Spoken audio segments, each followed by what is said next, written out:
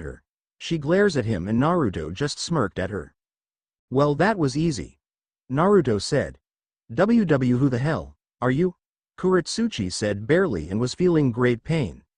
Naruto just ignored her and searched through her pouch and found the scroll, and it was an earth scroll, and it was just he needed.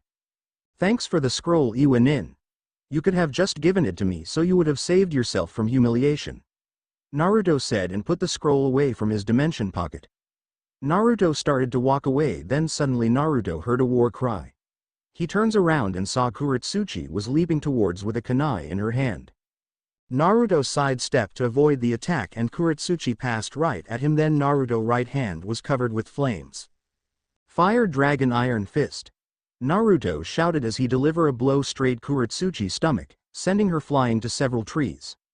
When the smoke was cleared, Naruto saw that Kuretsuchi was lying on the ground unconscious. Oops, I think I went a bit overboard, Naruto said as he sweat dropped at what just happened, and suddenly Toka appeared in front of him.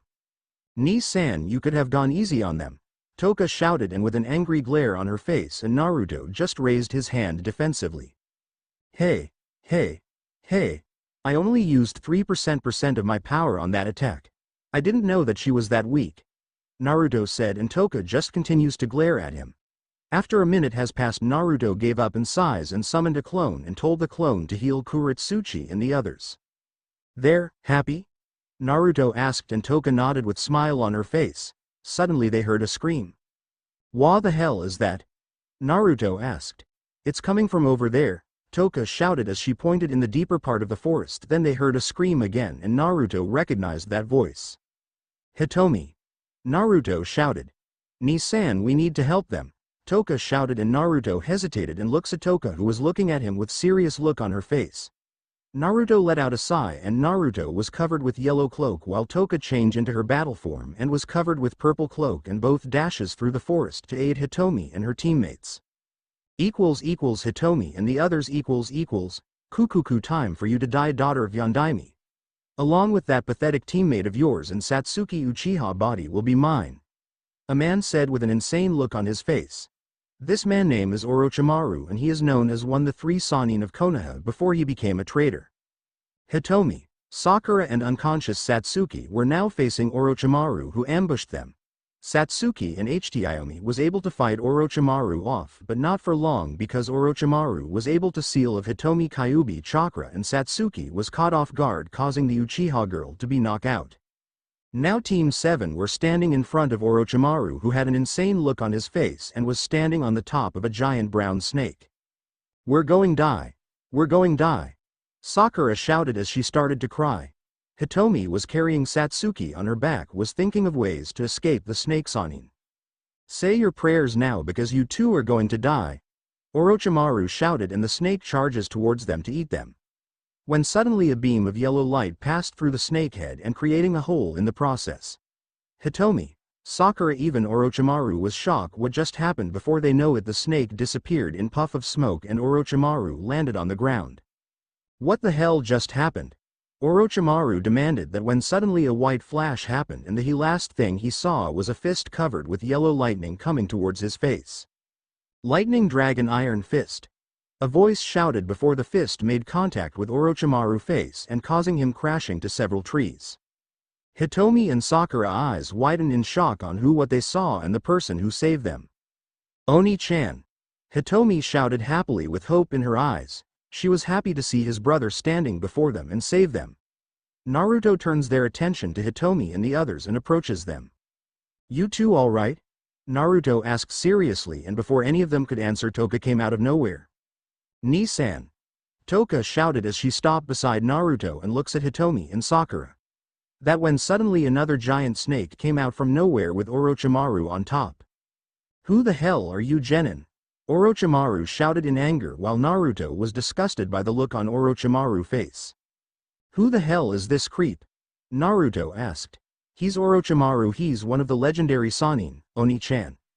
Hitomi explained, and Naruto was surprised in hearing this before his eyes narrowed at the snake Sannin. So this is Orochimaru. I should get some info about the invasion that Kami told me about. Naruto thought as he activated his mind reading magic, causing his eyes to change color to yellow. Toka, take these three to a safer distance, I'll fight this guy. Naruto said, and Toka nodded at him, but Hitomi protested. We can help Oni-ch. She was cut off when Toka punched her in the gut, which knocked him out in the process. Naruto summoned 3 clones and carried Team 7 away, followed by Toka, who was behind the trail, which leaves him and the snake Sannin alone. Orochimaru looks at Naruto with calculating eyes. This boy, he looks like Minato, could it be? So you're Minato missing son, I never knew that I meet you here. Orochimaru stated as he now knows that this boy was Minato's son. Naruto gritted his teeth as heard Minato name, but decided to calm down and looks at Orochimaru's eyes and scan his memories. Orochimaru was confused why Naruto was only staring at him until he noticed Naruto's eyes. Eyes that a dojutsu, but Minato never had a bloodline and Kushina only had the chakra chain. So what is it? Orochimaru thought before he notices that Naruto's eyes change back to normal and has smirk on his face. So that's your plan, huh, Orochimaru? Naruto said, and Orochimaru's eyes widened a little. What are you talking about, brat? Orochimaru asked.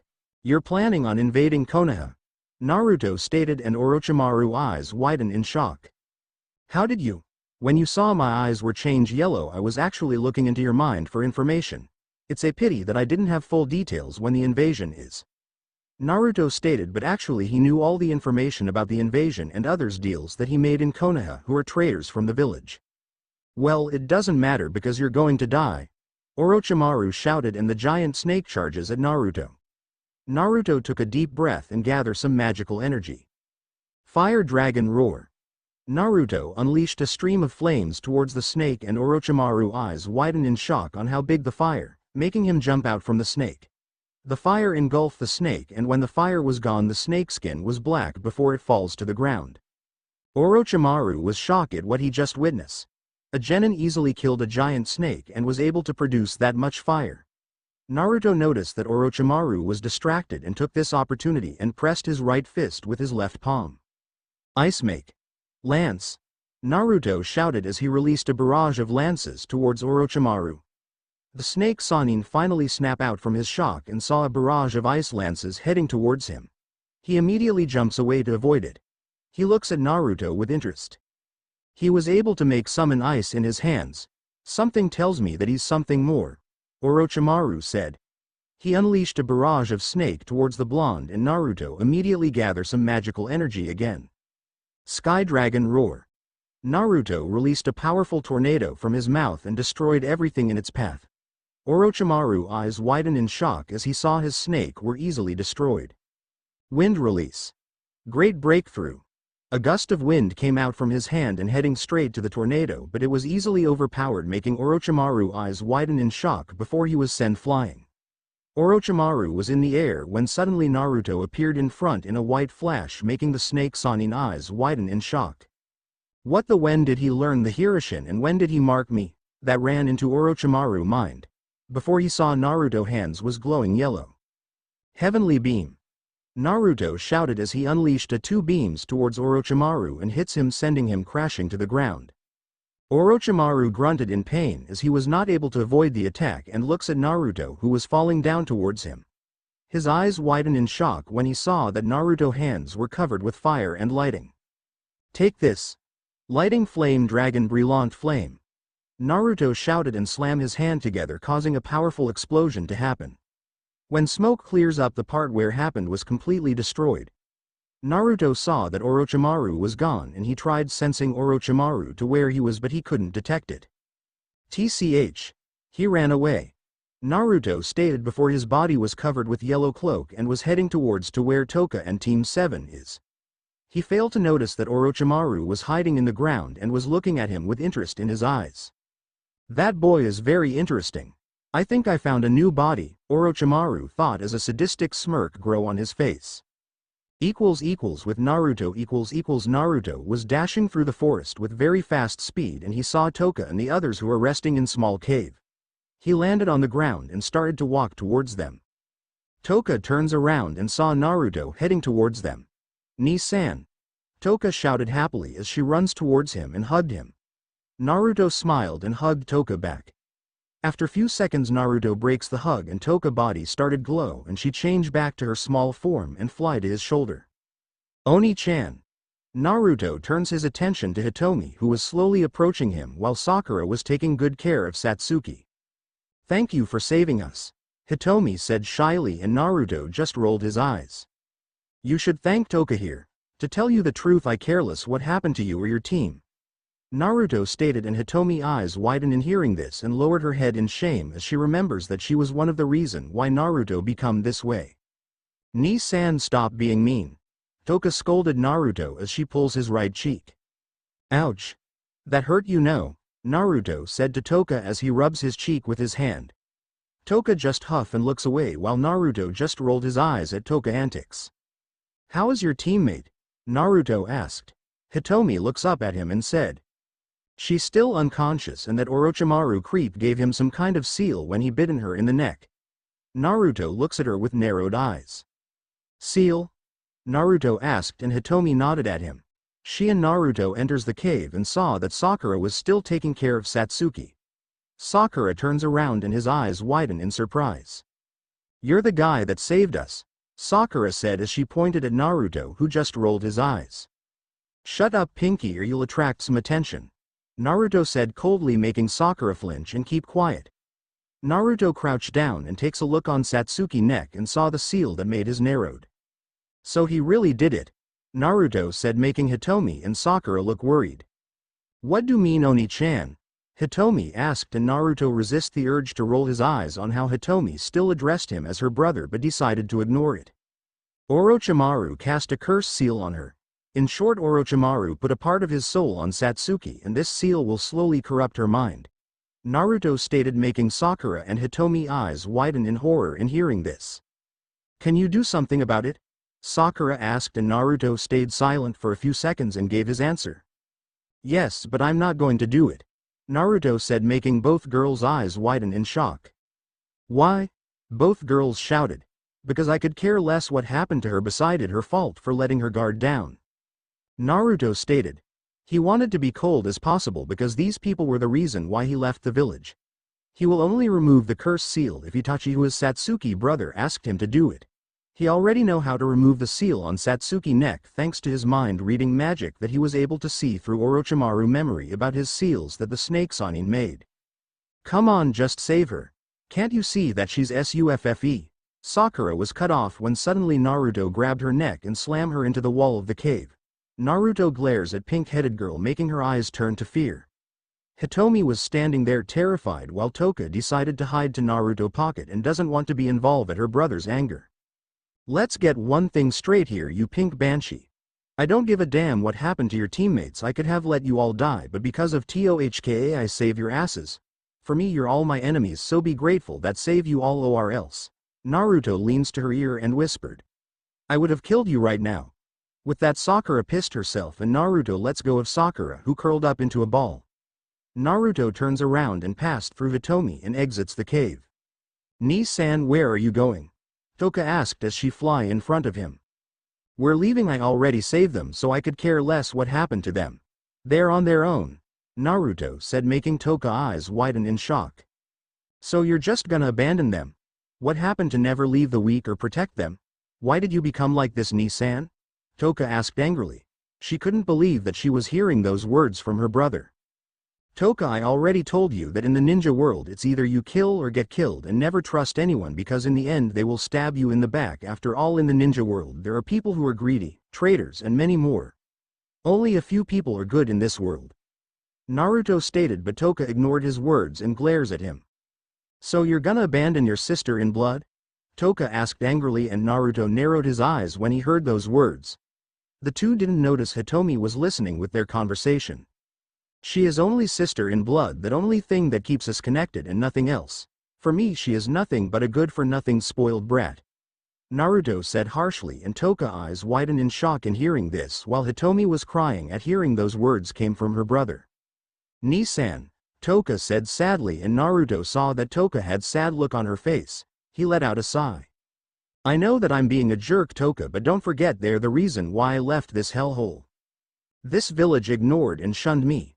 They didn't care about me and they only cared about her, Naruto explained, and this causes Toka put her head down while Hitomi finally collapses to her knees and covered her face with her hands.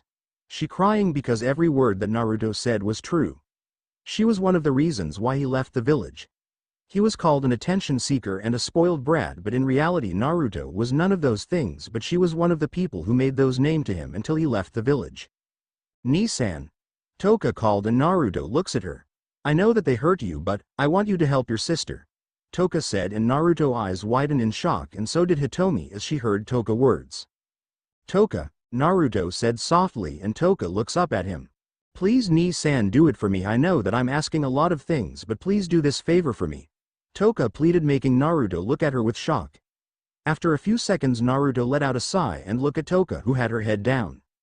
"Fine, I'll do it," Naruto said, and Toka looks at him with wide eyes and saw Naruto had small smile on his face. "I'll do it for you, Toka-chan, but doesn't mean that I will get along with them, deal?" Naruto asked, and Toka just hugged his cheek, keep saying thank you again and again. While inside the cave, Hitomi was thankful to Toka for being able to convince Naruto to stay with them and help them in the exam. Toka watched for them for a while, Naruto said, and Toka looks at Naruto confused. "Why?" she asked. "I'm gonna search for another team to get another pair scroll. You guard them because I'm sure that they can't defend themselves for a while," Naruto stated, and Toka nodded at him before Naruto's body was covered with yellow cloak and flies away from the area. Toka closed her eyes and said, "Come out, Hitomi-san, I knew that you were listening to us." Hitomi was surprised that Toka was able to detect her, but nevertheless came out from the cave and approaches the little girl. Toka crossed her arms beneath her chest and looks at Hitomi. "Look, I know that Ni-san hates you and the rest of the village, but I don't share his point of view," Toka said, and Hitomi nodded at her. "Yes, and I thank you for convincing him to help us through the test," Hitomi said, and Toka just nodded at her. The two were just quiet for a while until Hitomi breaks the silence. "How did you met Oni-chan?" "I met him in the forest, and I was only wandering around the forest until Ni-san caught me. First I thought that he was a threat until he explained to me that he wasn't going to hurt me. He offered me a home, a family, that everyone loved me except for arrogant dudes like Laxus, but I'm very happy with my life now. Ni-san taught me everything that I needed to know. He's my role model and my idol." Toka finished with a big smile on her face. Hitomi couldn't help but feel jealous on how close Toka was with her brother, but decided to get to know the girl more. They failed to notice that three figures were watching them. With Naruto . "Get away, you freak," a random genin said as he charges at Naruto. Naruto easily dodges the attack and deliver a blow to genin gut, causing him to be knockout cold. Naruto let out sigh and looks around. He was able to encounter 3 genin teams came from Konoha and easily knocked them out cold within seconds. So far he collected 2 heaven scrolls from the 2 fallen genin teams. Now he knocked out the final member of the 3rd team and was hoping to get an earth scroll. Naruto searches through the pouch for few seconds until he felt where the scroll was. He pulls it out and reveals to be an earth scroll, with made smile a little before storing the scroll away from his pocket dimension. "Looks like I'm done now to head back to." Suddenly he heard a scream, and that made his eyes widen in shock because he recognized that voice. It was from the pink banshee, who was a teammate of Hitomi. "Toka," Naruto thought with worries. He knew that Toka can beat all genins here in the forest, but he couldn't help but worry about her. After all, he'd been looking out for her ever since she joined the guild and she became his sister in all but in blood. Naruto disappeared in a white flash. With Hitomi and the others . "Hand over the Uchiha now," the bandaged sound genin said with his 2 teammates besides him. Hitomi was panting from exhaustion. She just fight Orochimaru and now they were ambushed again by another team. Besides her was Team 10, who was consist of Shikamaru, Choji and Ino. Behind the group was a knockout Toka in her battle form and a knockout Sakura on the ground, and Satsuki was still unconscious. When Naruto was gone and Toka and Hitomi were talking, when suddenly a team of sound genins ambushed them and they targeted Toka first, who has her guard down, and result knocked the girl out cold. Hitomi fight them off with Sakura, but in the end Sakura was basically useless and was knocked out cold. Then that's when Team 10 made their entrance to save Hitomi team. "No way in hell that giving my teammate to you, creep," Hitomi shouted. A teammate of the bandaged genin chuckles at this and put his hands in front of him. Everyone saw that there was a hole in his hands. "Eat this s." Extreme decapitating airwaves. He released a massive gust of cutting wind and it was destroying everything in its path. All the Konoha genins prepares for the attack. Boom. A huge explosion had happened and created a huge smoke. The sound genin grinned looking at his work. You really overdid it, Zaku. The girl of the group said, and Zaku glares at the girl. Shut it, Kin, I done the job, so let kill the Uchiha already, Zaku said, and the bandage member of the team known as Dosu agreed to him. When the smoke was gone, the three sound genins were shocked in what they saw. They saw Naruto was standing in front a few meters away and was in front of the Konoha genins. Who the hell is this guy? Zaku asked, while rest of the Konoha genins stare in awe on how Naruto was able to stop Zaku attack. Oni-chan, Hitomi said, and small smile on her face. She was happy that Naruto was able to save her and Team 10 from Zaku's devastating attack.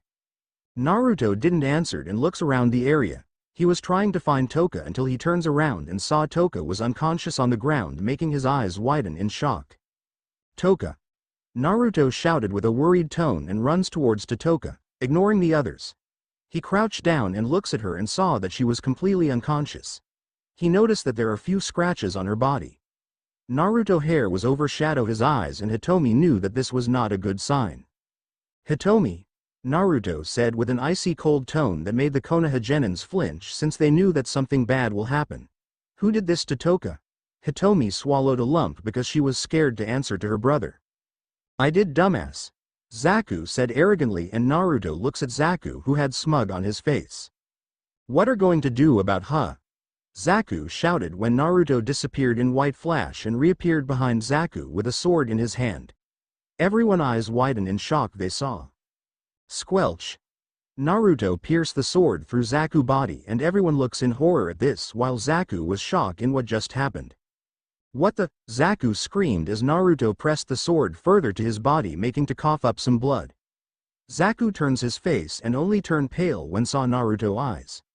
Naruto's eyes were cold but clearly hold great anger towards him. Die, you scum! Naruto whispered when suddenly Naruto's swords was ignited with fire, causing Zaku's body to burn. Everyone watched in horror as they Zaku scream in great agony and pain until Zaku was reduced into nothing but ashes. Now everyone was scared shitless in what just the blonde did. Naruto towards the other two sound nin who flinch at his gaze.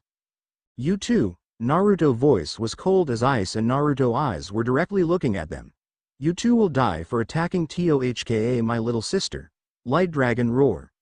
Naruto released a white beam from his mouth and two sound genins was able to react in time to avoid the attack. Naruto immediately used meteor and dashes towards Dosu, who was still in the air after avoiding the attack. Dosu saw his attention to Naruto when suddenly the blonde appeared in front of him, making his eyes widen in fear. Die, you son of a! Naruto shouted as he lunged the sword forward. Squelch. The sword pierced through Dosu's neck and Naruto removed the sword Dosu's neck and cuts Dosu in half. The blood gushes to Naruto's face. Naruto sheathed his katana and turns his attention to Kin, who was trembling in fear on how she saw her teammates die. Naruto disappeared in white flash and reappeared in front of her. Naruto grabbed her neck, lifted her in the air and squeezing her neck tightly, making her hard to breathe. Everyone was too terrified to stop the blonde and was frozen in place. What hit me? A voice said. The Konoha genins turns around and saw that Toka started to wake up and rubbing the back of her head. Toka-san, Hitomi said as she runs towards her. Hitomi-san, what happened? Toka asked and Hitomi pointed at Naruto. Toka's eyes widened in shock. Ni-san. Toka shouted, but Naruto ignored her shout and continues to strangle Kin to death, whose face was turning blue. Toka immediately runs towards Naruto and hugged him from behind. Ni-san, please stop, this isn't you. Toka cried on his back, and soon Naruto started to regain his emotion back and saw that he was choking Kin, and soon the girl was unconscious. Naruto immediately released the grip, causing the sound nin girl to drop the ground. Naruto turns his head around and saw Toka crying on his back. Toka-chan, Naruto whispered, and Toka looks up with tears in her eyes. Ni-san, Toka whispered, and Naruto turns his body around and wrapped his arms around her. I'm sorry, Toka-chan. I lost control of myself when I saw the bruises on your body, I snapped. Naruto stated, and Toka just hugged her adopted brother. Everyone was quiet until Shikamaru decided to break the moment. Not to be rude or anything, Shikamaru said, and Naruto and Toka breaks the hug and Naruto looks at Shikamaru and his eyes widen in shock. His brotherly instinct, he immediately pulls out his katana and step in front of Toka to protect his adopted sister. Why are you here? Take one step closer and I'll kill you along with your teammates, Naruto said with icy cold tone and made Team 10 flinch. Oi! We save your sister and Team 7, Ino shouted and Naruto mentally groaned because he found another Banshee. Hitomi. Are they telling the truth? Naruto asked as he looks at Hitomi. Hitomi nodded at him and Naruto looks back at Team 10 who was still frozen in their place. Naruto eyes glowed yellow as he looks at Shikamaru memory if Hitomi really telling the truth while Hitomi and rest of Team 10 were shocked when Naruto eyes suddenly changed yellow. After a few seconds Naruto eyes turned back to normal and sheathed back his katana making Team 10 sigh in relief. Tell me what scroll do you have? Naruto asked and Shikamaru answered him. We have the Earth Scroll, Shikamaru said and Naruto nodded at him and summoned Dimension Pocket and revealed 2 Heaven Scrolls and 1 Earth Scroll. Team 10 was surprised in what they saw along with Hitomi and were thinking on what kind of sealing that Naruto did.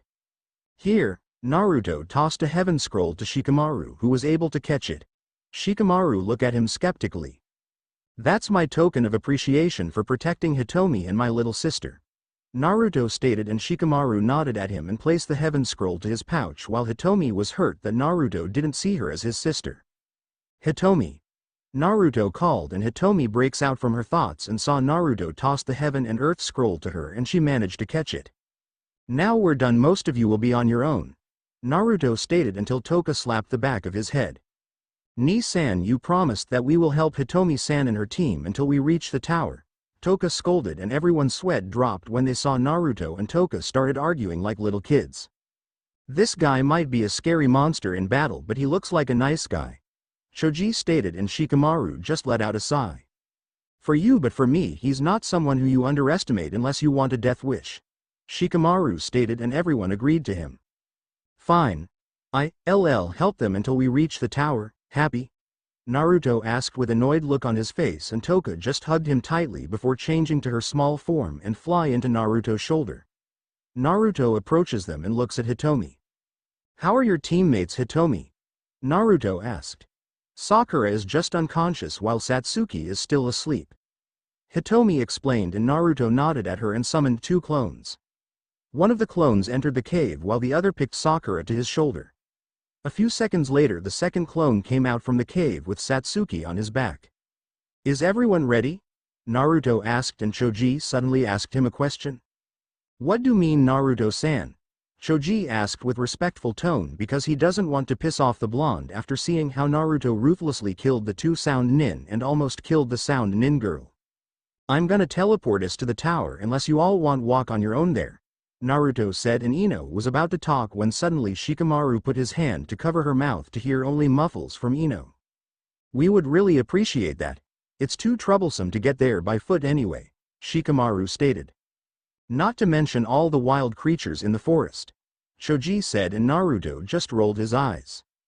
Whatever, but once the second part of the exam is over we are all enemies again, got it?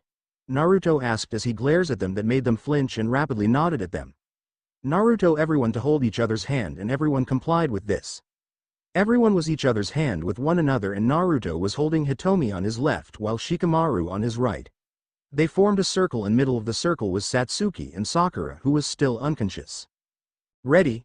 Naruto asked and everyone nodded at him, then they all disappeared in a white flash. Entrance of the tower Naruto, Toka, Team 7 and 10 all appeared in front of the entrance of the tower. What the hell was that? Ino asked in awe as she looks at Naruto. Ni-san, was that Hirushин? Hitomi asked and Naruto just let out a sigh and decided to answer. No, that wasn't Hirushин but my own jutsu and this doesn't require seals and it's much better than that idiotic Yondaime, Naruto said harshly. He still hates former family and everyone in the village and he would use any chance he gets to humiliate them. Oi, don't disrespect our Hokage, Ino scolded him and Naruto turns his attention to her with a cold glare that made her flinch. May I remind you that I said once we reach the tower we are enemies again? So I were you all keep my mouth shut before I shove my sword down your throat, Naruto said with a dark tone. Ino rapidly nodded and Team 10 decided to move away from Naruto and Team 7 headed to one of the doors. Naruto looks at Hitomi and orders the clone to wake Satsuki and Sakura. The clones did what they were told and splashed some water on the two. Soon the two started to wake up. What? Where am I? Satsuki asked as she sat up, and so did Sakura, and they saw Hitomi and Naruto looking at them. Hey, I know you. You're that. Satsuki was cut off when Naruto suddenly spoke. Good, you're both awake now. Go to one of the doors and finish the test because I don't give a damn on what happened to you or your team next. Naruto said coldly, and Satsuki glares at him. I'm an Uchiha, you will. You think I give a fucking shit on who you are? I don't give a damn, even you're the daughter of the daimyo or any cage. I save you and your idiotic teammates, you should be thanking me. Naruto said harshly, making Satsuki flinch from the tone of his voice and made her stay quiet. Naruto looks at Hitomi, who had worried look on her face. Better get going and get someone to check that seal on the Uchiha. That seal will slowly corrupt her mind, so good luck. Naruto said before he walks away and leaving Team 7. That is so rude. Next time I see him I'm gonna show him the power of the Uchiha. Satsuki stated, and her two teammates looks at her worried. Satsuki, I don't think that's a good idea. Sakura suggested, and Satsuki looks at her confused. What do you mean? She asked, and soon Hitomi started to tell on what happened while she was unconscious. With Naruto Naruto was now standing in front of one of the door entrance that leads inside the tower. Toka flies in front of him. Nissan, do you really have to be that harsh? Toka asked, and Naruto just let out sigh. I already told you, Toka. I hate everyone in the village aside from Itachi Nissan. They're nothing to me, got it, Toka? Naruto asked, and Toka just nodded at him. Naruto grabbed of the doorknobs, twisted and pushed the door open. Naruto enters the room and found himself in an empty room except there was writing on the wall. Naruto just decided to ignore the writing and closes the door before pulls out the scrolls from his pocket dimension. He gave the heaven scroll to Toka and she accepts it. They look at each other for a second before nodding at each other and opened both of the scroll, and Toka looks at scroll with a confused look. Nissan, I can't understand this. Toka said, and Naruto analyzed before his eyes widen in shock. Tohka, throw the scroll now. Naruto commanded, and both of them throw the scrolls into the center of the room. That's when a poof of smoke happened, and Naruto immediately pulls out his katana while Toka changes into her battle form and has a sword in his hand. When the smoke cleared, Naruto's eyes widened in shock on who he saw. It was Itachi. Itachi Nissan, Naruto said in shock, and Toka heard him making her eyes widen in surprise and lowered her sword. Itachi opened his eyes and saw Naruto and Toka, that made his eyes widen before a smile appeared on his face. So Hokage-sama said was true. It seemed that you returned, Naruto-kun. Itachi said as he approaches Naruto, and the blonde just smiled and nodded at him until Itachi bonked his head. Ow! What was that for Itachi Nissan? Naruto whined when suddenly Itachi hugged Naruto, which shocked the blonde, and Naruto looked at Itachi's face and saw that Itachi was tears in his eyes. You idiot, you made me worried. You didn't tell me that you were going to leave Konoha. You could have at least told me. Itachi whispered. Naruto was shocked in hearing in Itachi's words. He just closed his eyes and hugged the Uchiha back. I'm really sorry, Itachi Nissan. I couldn't take any more. They neglect me. I felt like I didn't belong to the village. You were the only one that recognized me, the only one who noticed me. Naruto stated. Itachi looks at Naruto and saw that the blonde was also crying. The two reunited friends just hugged each other again as they let out all their emotions. Toka just smiled at that scene because this was very rare side that she seen to her adopted brother. Naruto always acted strong and happy, but this was the first time she ever saw Naruto crying. Itachi and Naruto breaks the hug, and Naruto gave Itachi a smile. It's good to see you again, Itachi ni. Naruto stated, and Itachi nodded at him. Likewise, Naruto-kun, and congratulations, you have passed the second exam, but I have to cut the celebration short. Itachi said, and Naruto and Toka looks at him confused. What do you mean, Itachi Nissan? Naruto asked, and Itachi looks at him seriously. Hokage-sama wanted to see you, Itachi said, and Naruto hearing that made his eyes overshadowed by his hair.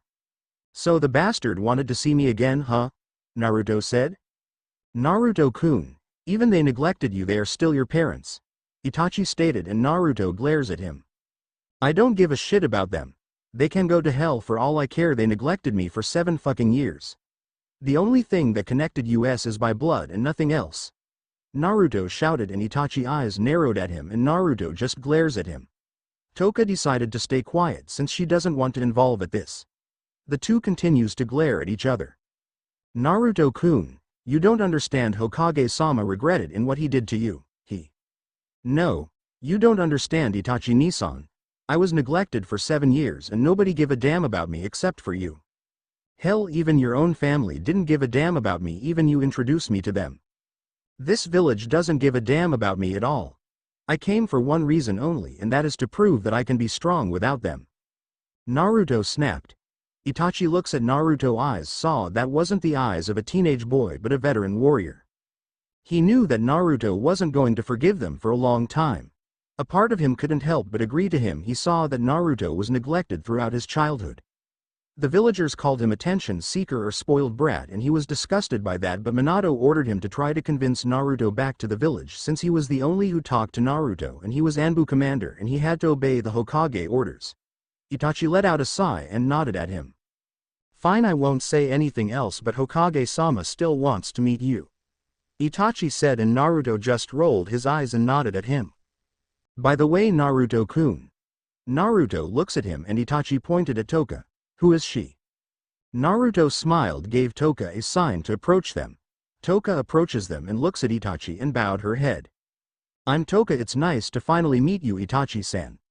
Ni-san has been telling great things about you. Toka said, and Itachi raised a brow and looks at Naruto for explanation. She's my adopted sister. I found her in the forest when I was returning from a mission. Ever since then she been my partner and been helping me throughout all my missions. Naruto said, and Itachi just nodded at him before he turns his attention to Toka and smiled at her. Nice to meet you too, Toka-san. I thank you for looking for Naruto-kun, even he intend to make a mess. Itachi said, causing Toka to giggle while Naruto gave him a mocking glare. Oi! That's not true. Naruto comically shouted as he raised his hands in the air. Itachi and Toka just laugh at him. Naruto just let out a sigh but smiled nevertheless. It felt really good to have this kinds of moment. When the laughter dies, Naruto suddenly remembers something. He turns his attention to Itachi, who just put his Anbu mask on. Itachi turns his attention to Naruto, who had a serious look on his face. I need to talk after we finish our business with Yondaime. What is it? Itachi asked.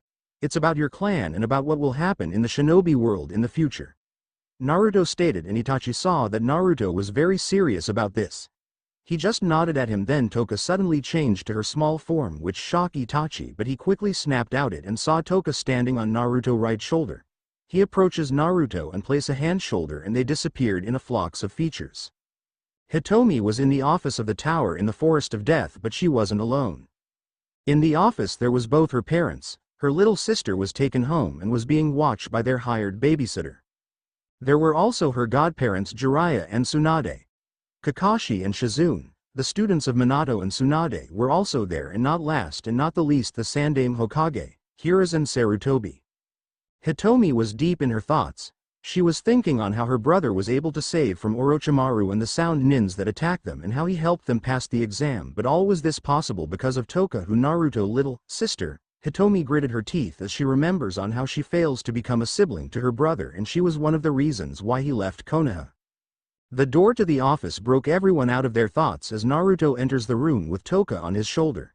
Behind him came a weasel-masked Anbu. Itachi-kun, thank you for bringing him. Minato said, not caring if his son found out the identity of one of his Anbu. He is his son after all. Not that he knows that Naruto already knows from the start. You may remain here if would want. Thank you, Hokage-sama. If it's not too much trouble, I would like to wait here as I would like to talk to Naruto-kun after you're done. Itachi said, removing his mask and clipping it to his belt. Minato nodded to the older teen before he turned to his son, who was now tapping his foot waiting for him to talk. Naruto-kun, Minato began as he stood up and walked around his desk. I am happy to have you home, my son.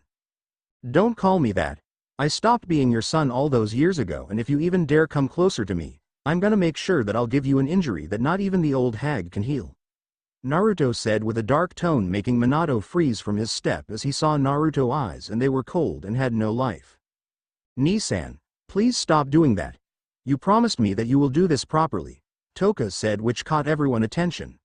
The adults were surprised when they saw Toka, while Hitomi wasn't surprised at all since she already saw Toka on his shoulder.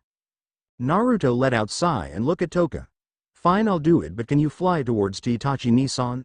Naruto asked, and Toka just nodded at him and flew towards Itachi and landed on his shoulder.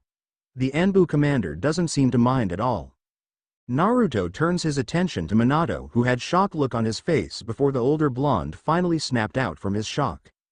Naruto, who was that girl? Minato asked because he was curious on who was the little girl. That's Toka, she is my only sister and she is my partner.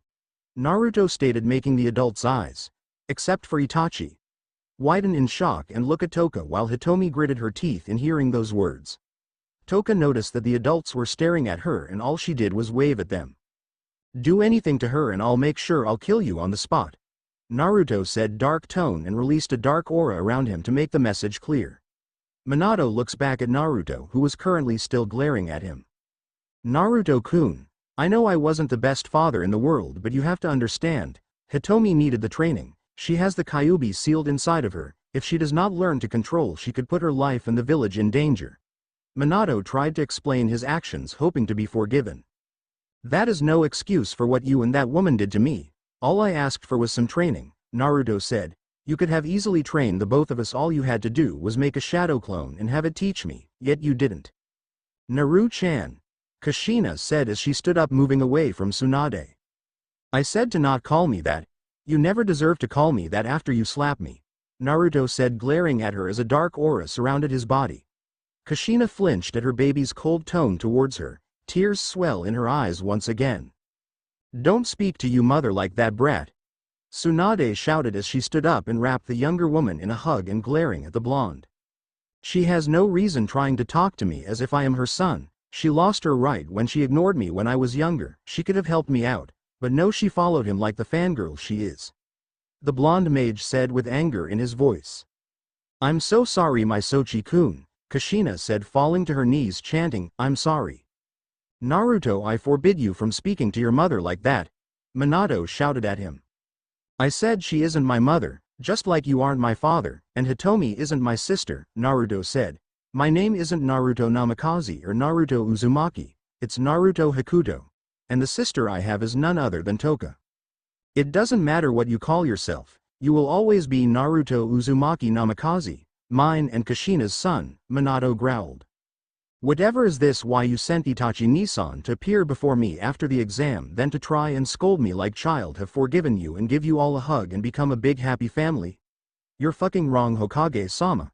And we are only related because of the blood, but that's mean that I see any of you as my family, Naruto said, gritting his teeth. Naruto, I know that you're angry, but please listen to sensei. He wants to try and become the family you were all meant to be. He truly is sorry, and so am I. I turned my back on someone that I should have been there for and mentor him, yet I wasn't, Kakashi said, and Naruto turned to him. I don't give a fuck about your opinion, and you're right, you turn your back on someone like you stab your teammate with your stupid jutsu, Naruto stated, making Kakashi eyes widen in shock. How did you think I don't know about you, Hitaki? I know you very well. You were promoted as a Junin in young age, but too bad you were keep thinking that mission were more important than comrades.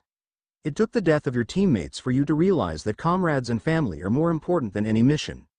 You are not the son of the White Fang, but a stupid fanboy who listened to your precious sensei without a second thought, Naruto stated, making everyone look at him with wide eyes while Kakashi lowered his head. Shame on how true were Naruto words were.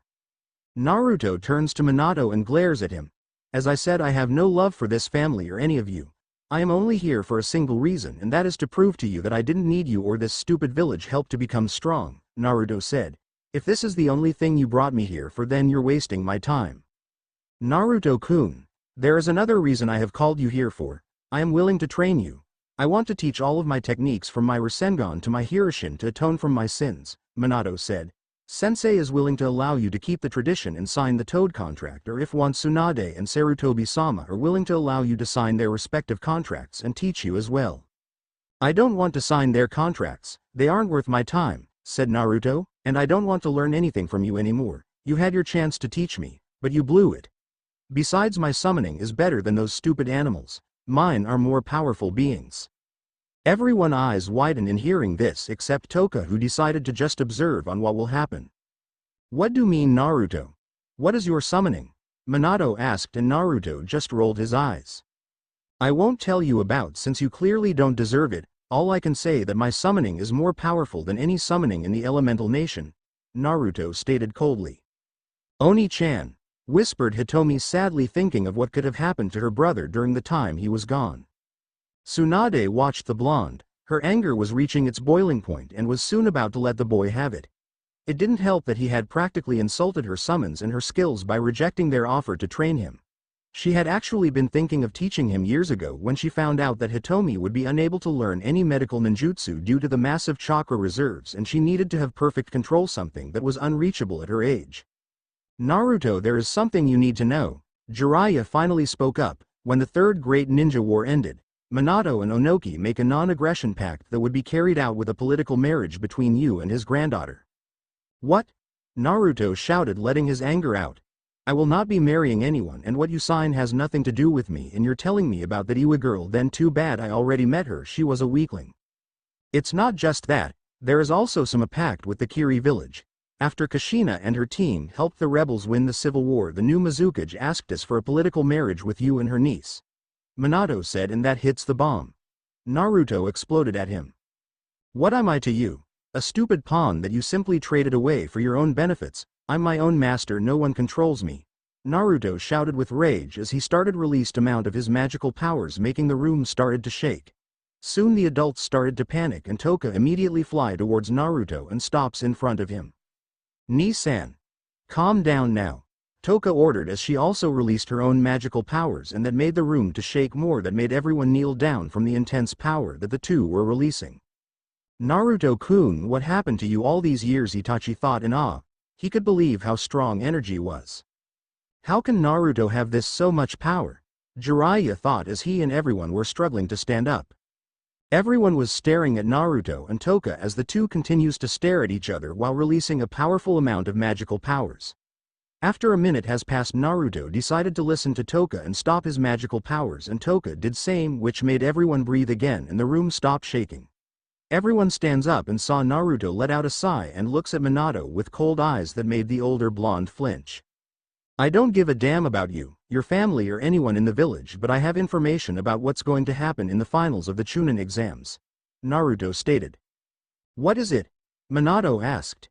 It's about Orochimaru and his plans about his invasion to Konoha, Naruto said, and everyone's eyes widened in shock in hearing this.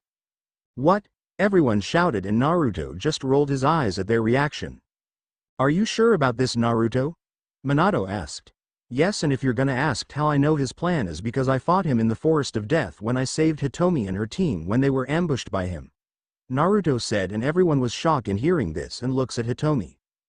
Hitomi, is it true? Jiraiya asked with a serious voice, and Hitomi gulped and nodded at him. Hi. Orochimaru ambushed us and was able to somehow seal of my chakra connection with the Kyuubi, and he also bitten Satsuki and a mark appeared on her neck, Hitomi explained, and Minato, Jiraiya and Hiruzen eyes narrowed at this.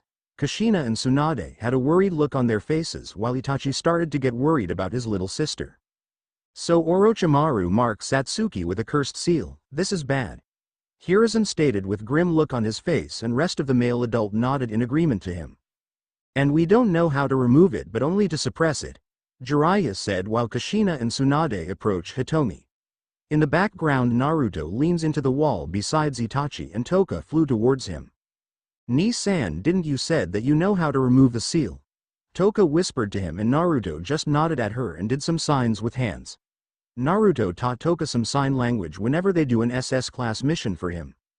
Itachi observes the two as he saw Naruto did some signs that he was not familiar with, but he saw Toka's eyes widen in surprise, which made him more curious. 5 elements unseal. Itachi was snap out from his thought and heard Kushina's voice and saw that Kushina thrust her right palm to straight to Hitomi's stomach where the seal is. Hitomi drops to her knees and started to cough, but Tsunade immediately started to heal Hitomi, and after a few seconds Hitomi was all better. You okay now, Hitomi? Minato asked with a concerned tone, and Hitomi nodded at him, before everyone returned their attention to Naruto, who was making some signs towards Toka. Toka just nodded at him before she and Naruto noticed that everyone was looking at them. You done over there? Naruto asked with bored tone, and Minato cleared his throat. Yes, and can you tell us more about the report about Orochimaru invasion? Minato asked, and Naruto just rolled his eyes and removed himself from the wall. I think it's better that you call a council meeting so you can discuss about the invasion. I'll give you the details about invasion after the second part of the exam. I'm still not feeling good since I'm looking at you or that family. Naruto stated coldly, that made Minato and rest of his family flinch from the tone of his voice. Minato nodded at him in understanding, and soon Naruto started to walk away. When he was about to reach the door handle, Naruto suddenly stops. Oh, and Minato, Naruto said, and Minato perked up and looked at his son, only to see a white flash, and next thing he knew that a fist-covered dark aura was heading towards him. Shadow Dragon Iron Fist. Naruto shouted as his fist made contact with the older blonde face, sending crashing to the wall. Minato-kun. Tou-san. Everyone shouted, and Naruto looks Minato, who was barely conscious, with hateful eyes. That's for neglecting me for 7 fucking years, you son of. You are nothing to me, you piece of trash. Naruto shouted in rage. Sochi, that's enough. Kushina shouted, only for Naruto turn his attention to her, and suddenly chains appeared behind Naruto that everyone stares at him with shock. The chains headed towards to Kushina and wrapped around her, then slams her to the wall. Kushina-chan. Ka-chan. Everyone again shouted in concern, and Kushina looks at Naruto, saw that he was glaring at her. Shut it. You don't deserve to call me that after you slap me for just learning an advanced chakra control. Naruto shouted in rage. Put her down, brat. Tsunade ordered as she charges at Naruto, only for his chains to wrap around her ankle and slam her towards the wall. Soon ANBUs started to surround Naruto, only for them to victim of Naruto attack as his chains wrapped around them and slammed them to the wall. Jiraiya and Hiruzen were about to step in to try to stop Naruto when suddenly Toka transformed into her battle mode, which shocked everyone who was watching. Toka landed in front of Naruto and pointed her giant broadsword towards him. Ni-san, calm down now. Toka ordered, and Naruto's eyes narrowed at her. You don't understand, Toka, these people are the reason why I left the village. These people are. You do think killing them or hurting them would be worth it, Ni-san? Toka asked. Do you think that Gigi-san, Makarov, Urza Ni-chan, Kana Ni-chan, Mira Ni-chan and everyone in Fairy Tail would approve of this? Naruto's eyes widened in hearing those names. These isn't you, Ni-san, please let them go. Toka pleaded as she tries to make her adopted brother remember who he was. Naruto soon started to remember about Fairy Tail and everyone, especially his girlfriends and his other people who were close to him. Soon Naruto's chains started to unwrap everyone before they vanished. Naruto let out a sigh, and Toka changed back to her small form and fly towards him and landed on his shoulder. Naruto looked back in what he did to everyone and saw everyone was either knocked out or had shock look on their face before he disappeared in a white flash. Top of the tower Naruto was sitting on the rail while Toka was sitting on his shoulder as they looked at the sky. They were quiet. None of them dare say a word. Toka. Naruto breaks the silence, and Toka looks at him. I wanted to say I'm sorry for losing my temper back there, Naruto said, and Toka just shook her head and patted his cheek. No need to apologize, Ni-san, you were just releasing your anger that you built up when you were a kid, Toka said, and Naruto just let out a sigh and looks at the sky again when suddenly he felt a presence nearby that made him close his eyes. I know you're there, Itachi. Ni-san, you can come out, Naruto said. In a twirl of black feathers, Itachi appeared in front of them. He was still wearing his Anbu attire, but he wasn't wearing his mask. Naruto-kunai, if you're gonna say that I should say sorry and forgive them what they did in the past, then you can forget it, Itachi. Ni-san, Naruto stated, and Itachi let out a sigh. They are still your parents, Naruto-kun. You need to let go of your hate for them, it's not good for you, Itachi said to him. Then tell me, Itachi Ni-san, if your parents neglected you for 7 years and suddenly you showed them an advanced chakra control exercise only to get slapped by your mother, how you feel? Naruto said in a monotone, and Itachi stayed quiet for a while before answering him. I would acted the same, but I have eventually forgive them, since I'm a forgiving person, since after we are humans, Naruto-kun. We intend to make mistakes, Itachi said to him, and Naruto was surprised at Itachi's answer. But they, please Naruto-kun, just try to forgive them for me and for your little sister Naruko, Itachi said, and Naruto looks at him confused with the last part. What do you mean little sister, and who's Naruko? Naruto asked. She's your 3-year-old sister, Naruto-kun. She has red hair like your mother and blue eyes like your father. I visited her before while you were doing the second exam. I was surprised to hear that she was excited to meet you. So give them a chance, Naruto-kun. Everyone deserve a second chance. Itachi stated, and Naruto was deep in his thoughts as he hears Itachi words. I'll try, but don't expect for me to completely forgive them along with this village. Naruto stated, which made Itachi and Toka smiled. Good enough. Anyway, what do you want to tell anyway? Itachi asked, making Naruto's face turn serious, and summoned 3 clones. The clones started to write something on the ground with their blood on their thumb. The next thing Itachi knew that he was inside a circle of seal that clones made, and soon the clones started to make some hand signs and ended with a tiger seal. Uzumaki art. Seal barrier jutsu. Soon a dome covered them, and Itachi was surprised at this before look at Naruto. Now no one can hear us and no one can interrupt us. Naruto stated, and Itachi was confused but decided to keep quiet and let Naruto explain. Itachi, there's something you need to know about your clan. Naruto said with a serious tone. Soon Naruto explained to Itachi about him being the reincarnation of Indra, being the one of the child prophecy, and the prophecy itself, and finally the truth about Kagaya, who was cast the curse on his clan. After explaining everything to him, the Anbu commander was just shocked and awe in that information and was having a hard time to believing Naruto. As this is all true, Naruto-kun, I'm having a hard time believing this. Itachi stated because he was confused and was thinking that Naruto might have something bad to eat that made him delusional. Naruto let out a sigh and knew that Itachi would say that. I know it's hard to believe, but I got evidence to back it up. Naruto stated, and Itachi raised a brow at him, and suddenly 2 white magic circles appeared beside Itachi that made him jump back surprised and landed beside Naruto. Hear me, spirits, the path of light shine upon me. Hear my cry and please for me to speak to you for guidance and truth. White magic. Soul summon. Naruto shouted, and soon the magic circle started to glow, and Itachi was amazed in what he saw. There was something materializing in the magic circles, and it was a human figure. Soon both figures glow brightly, making Itachi and everyone else eyes close because of the intense light. When the light was gone, everyone opened their eyes again, and Itachi's eyes widened in shock in which he saw. The figure on the left was a man who had short, spiky hair, 2 locks of which were wrapped in bandages framing either side of his face. He also wore what seemed to be a blank forehead protector. He wore a light-colored kimono which was adorned with magatama around the collar. The kimono was held closed by a dark-colored sash. Underneath all of this he wore a black full bodysuit. This man is Asura Otsutsuki, the second child of Hagoromo Otsutsuki and the ancestor of the Senju clan. The figure on the right was a man who had long black hair cut short on top, with 2 locks wrapped in bandages framing either side of his face. He wore a high-collared, light-colored kimono held closed by a dark sash. Around the collar of the kimono was adorned with magatama, under which he wore a black full-bodied suit. He was also depicted in full body armor. This man is Indra Otsutsuki, the first child of Hagoromo Otsutsuki, brother of Asura and the ancestor of the Uchiha clan.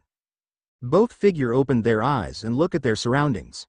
Asura had regular black eyes while Indra's eyes were spiral-like pattern which originated at his pupils and covered his irises. Asura and Indra saw Naruto, Toka and Itachi.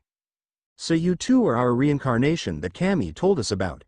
Indra said as he and Asura looks at Naruto and Itachi with calculative eyes while Toka had curious look on her face. Nisan. Who are they? Toka asked as she pointed at them. Indra and Asura looks closely on Naruto's shoulder and saw Toka, which surprised them, since they never saw someone so small before. They are Asura and Indra, who are the sons of the 6th Sage Path. Naruto stated. He remembered telling Toka stories about the 6th Sage Path and how the shinobi world was created. Toka's eyes widened in hearing this, since she was really interested about shinobis, and here in front of her was the sons of the creator of the ninja world. You mean that they are the sons of the 6th Sage? Toka said with a loud voice, making everyone her cover their ears. Man, for a small girl she has a big voice. Asura said, and Toka heard that comment and turned her attention to Asura and glared at him. I'm not small. Toka shouted at him. She really hated when people call her small. Asura smirked at her. Oh really, from what I see you really are a small person. Asura teased her and Indra just facepalm at this. Indra knew one thing that he should ever do to a girl no matter what size or age they are, and that was never piss a girl off. Stupid little brother never know when to keep his mouth shut. Indra muttered, and suddenly Toka body glowed and changed into her battle form, which shocked Asura and Indra, but Asura turned pale when he saw Toka had giant broadsword in hand and was heading straight to him. Die Teme! Toka shouted with angry look on her eyes as she brought down her sword towards Asura. Naruto's hands started to glow white, and so did the circle beneath Asura before his body turned transparent. The sword went through him, and Asura sighed in relief because he was safe. Then he saw that Toka was still glaring at him. "You're lucky that you're a ghost now, or I would have cut you in half for insulting me," Toka said, and Asura immediately raised his hands defensively. "I'm sorry, I'll never insult you again," Asura promised, and Toka changed back to her small form and had smile on her face. "Alright, I forgive," Toka said, and everyone sweat drop at this. "Bipolar much?" everyone thought, and Toka fly back to Naruto's shoulder. Naruto coughed to get everyone's attention and look at the two spirits in front of him. "I'm sorry in what just happened, but we need to discuss a few things now," Naruto said with a serious tone, and everyone nodded at him. Indra looks Itachi, and the Anbu notices that his ancestor was observing him. After a few seconds, Indra finally breaks the silence. "So young one, how is the clan doing?" Indra asked, and Itachi's eyes widened in shock before he lowered his head, which made everyone look at him confused.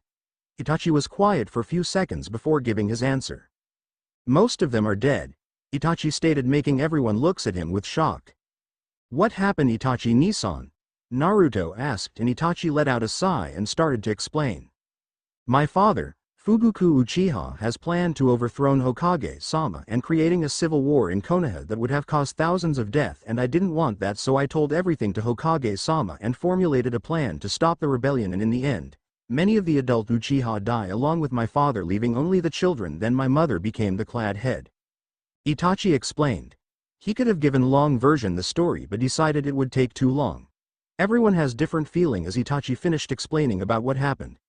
Naruto, Toka and Asura look at with sympathy because of the tragic loss of his clan, but he knew that consequences, while Indra let out a sigh and rubbed his temples. "I knew that this would happen," Indra said, and everyone looked at him confused. "What do you mean, you Indra-sama?" Itachi asked with respectful tone, and Indra looks at him. "Itachi-san, do you know the real truth behind the curse of hatred that the clan has?" Indra asked, and much to his surprise that Itachi nodded at him. "Yes, Naruto-kun recently explained to me about the clan curse. He told me that Kagaya, who was your grandmother, cast the curse on your descendant after you let your younger brother Asura kill you," Itachi explained, and Indra nodded at him. "Yes, everything else you said is true. When my father named my younger brother as his successor, I was proud of him, but after a few months my grandmother's spirit appeared before me and was able to gain control of my body, forcing me to fight my own brother," Indra said, and Asura decided to continue the story. "Me and my brothers fought for days non-stop, leaving everything into a wasteland, but my brother was stronger than me and was able to overpower me and was about to end my life," Asura said as he remembered his battle against his elder brother. "Our grandmother, who was controlling my body, was about to deliver the finishing blow until I was able to regain control of my body and told Asura to kill me," Indra explained, which shocked Naruto, Itachi and Toka before they turned to Asura for explanation. "First, I refused to kill him because he was my brother, and what person would want to kill his own blood unless he has very good reason why? I tried to think of a way to make our grandmother leave my brother body, but in the end he pleaded me to kill him because he said that he couldn't never forgive himself if he was able to kill me. After hearing his plea, I decided to do it and kill him to end his suffering," Asura said with a sad tone. He really wanted to save his brother from his grandmother control, but he couldn't. It haunted him for years on how he killed his brother until his death. Indra let out a sigh, and as he knew that his younger brother regretted killing him. "Asura-kun, I never blame you for my death, and I never did," Indra stated as he looks at his little brother. "But Nisan, Asura, we are only humans, we are not gods, we can't perform miracles, we can only use our power to protect humanity. Our father wanted us to use our power for good, and you killing me, you were able to save the world from our grandmother destruction," Indra stated. "But look what happened to your descendants. Grandmother cast a curse on them and forced the village to kill them," Asura protested. "It's price that I'm willing to pay for the safety of hundreds of innocent people," My descendant were only victims of our grandmother curse and I only feel sorry for them. Indra stated. Itachi's eyes widened in hearing those words. He felt like he was seeing himself at Indra. Indra notices that Itachi was looking at him with a surprised look on his face. Is there a problem, Itachi-san? Indra asked, making Itachi snapped out from his thoughts. Nothing, Indra-sama. I just remembered something after hearing those words, Itachi said, and Indra raised a brow at this. And what is that? Indra asked, and Itachi stayed silent for a few seconds and answered him. I feel like that we have the same principles, we rather sacrifice ourselves for the good of many, Itachi stated, and hearing this made Indra's eyes widen in shock before a small smile appeared on Indra's face. I'm glad that my reincarnation has not inherited the curse of hatred. Yes, I can see it now. You shall be the one who will save our clan. You, Itachi Uchiha, will be the hope of the Uchiha clan, Indra stated with a proud tone and making everyone looks at him with wide eyes. Asura was shocked at his brother's words. He never praises someone like that before except for him in becoming a successor of Ninshu, while Itachi feel extreme honor in hearing those words from his ancestor. Indra-sama, Itachi said as he couldn't think any words to say. But everyone snapped out from the moment when they suddenly heard a cough. They turned where it came from and saw that Naruto made that cough. Sorry for disturbing your moments, but you do know that your spirits are only limited for 30 minutes to stay here and 10 minutes has already passed. So I suggest that we get serious since there's a reason that I summon you both here, Naruto said, and Asura was the one who asked him. And what is that reason? My reincarnation? Asura asked, since he already knew that Naruto was his reincarnation. Naruto turned to Asura and Indra with a serious look on his face. One is that for Itachi Nisan to believe about him being the reincarnation of you, Indra-sama, Naruto stated, and Indra nodded in understanding. Second is about the prophecy that Kami told me about. Ah yes, the prophecy that Kami-sama told us about, Asura said while nodding. Yes, it said that two child will save or destroy the world. One was born from two heroes while the other was a prodigy from my clan who has great mind and heart. The two childs are our reincarnation and both of them have the power to save the shinobi world or destroy it, Indra stated, and Itachi was a little confused on that last part. Indra-sama, what do you mean by, have the power to save the shinobi world or destroy it? Is there something bad gonna happen?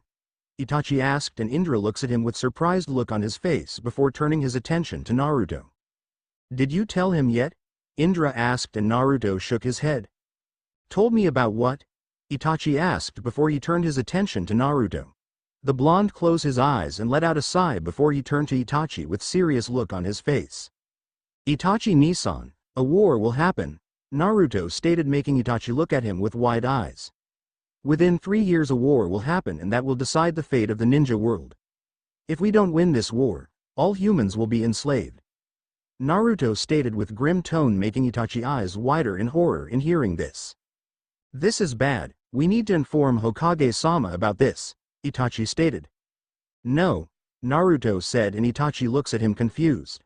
No, you cannot tell anyone else about the prophecy, it's forbidden unless Kami decided to allow it. If the enemies ever heard about this prophecy they will make sure that this prophecy will not be fulfilled, Naruto stated, and Itachi gritted his teeth and hands formed into a fist, but he quickly regained control of himself and let out a sigh before nodding at Naruto.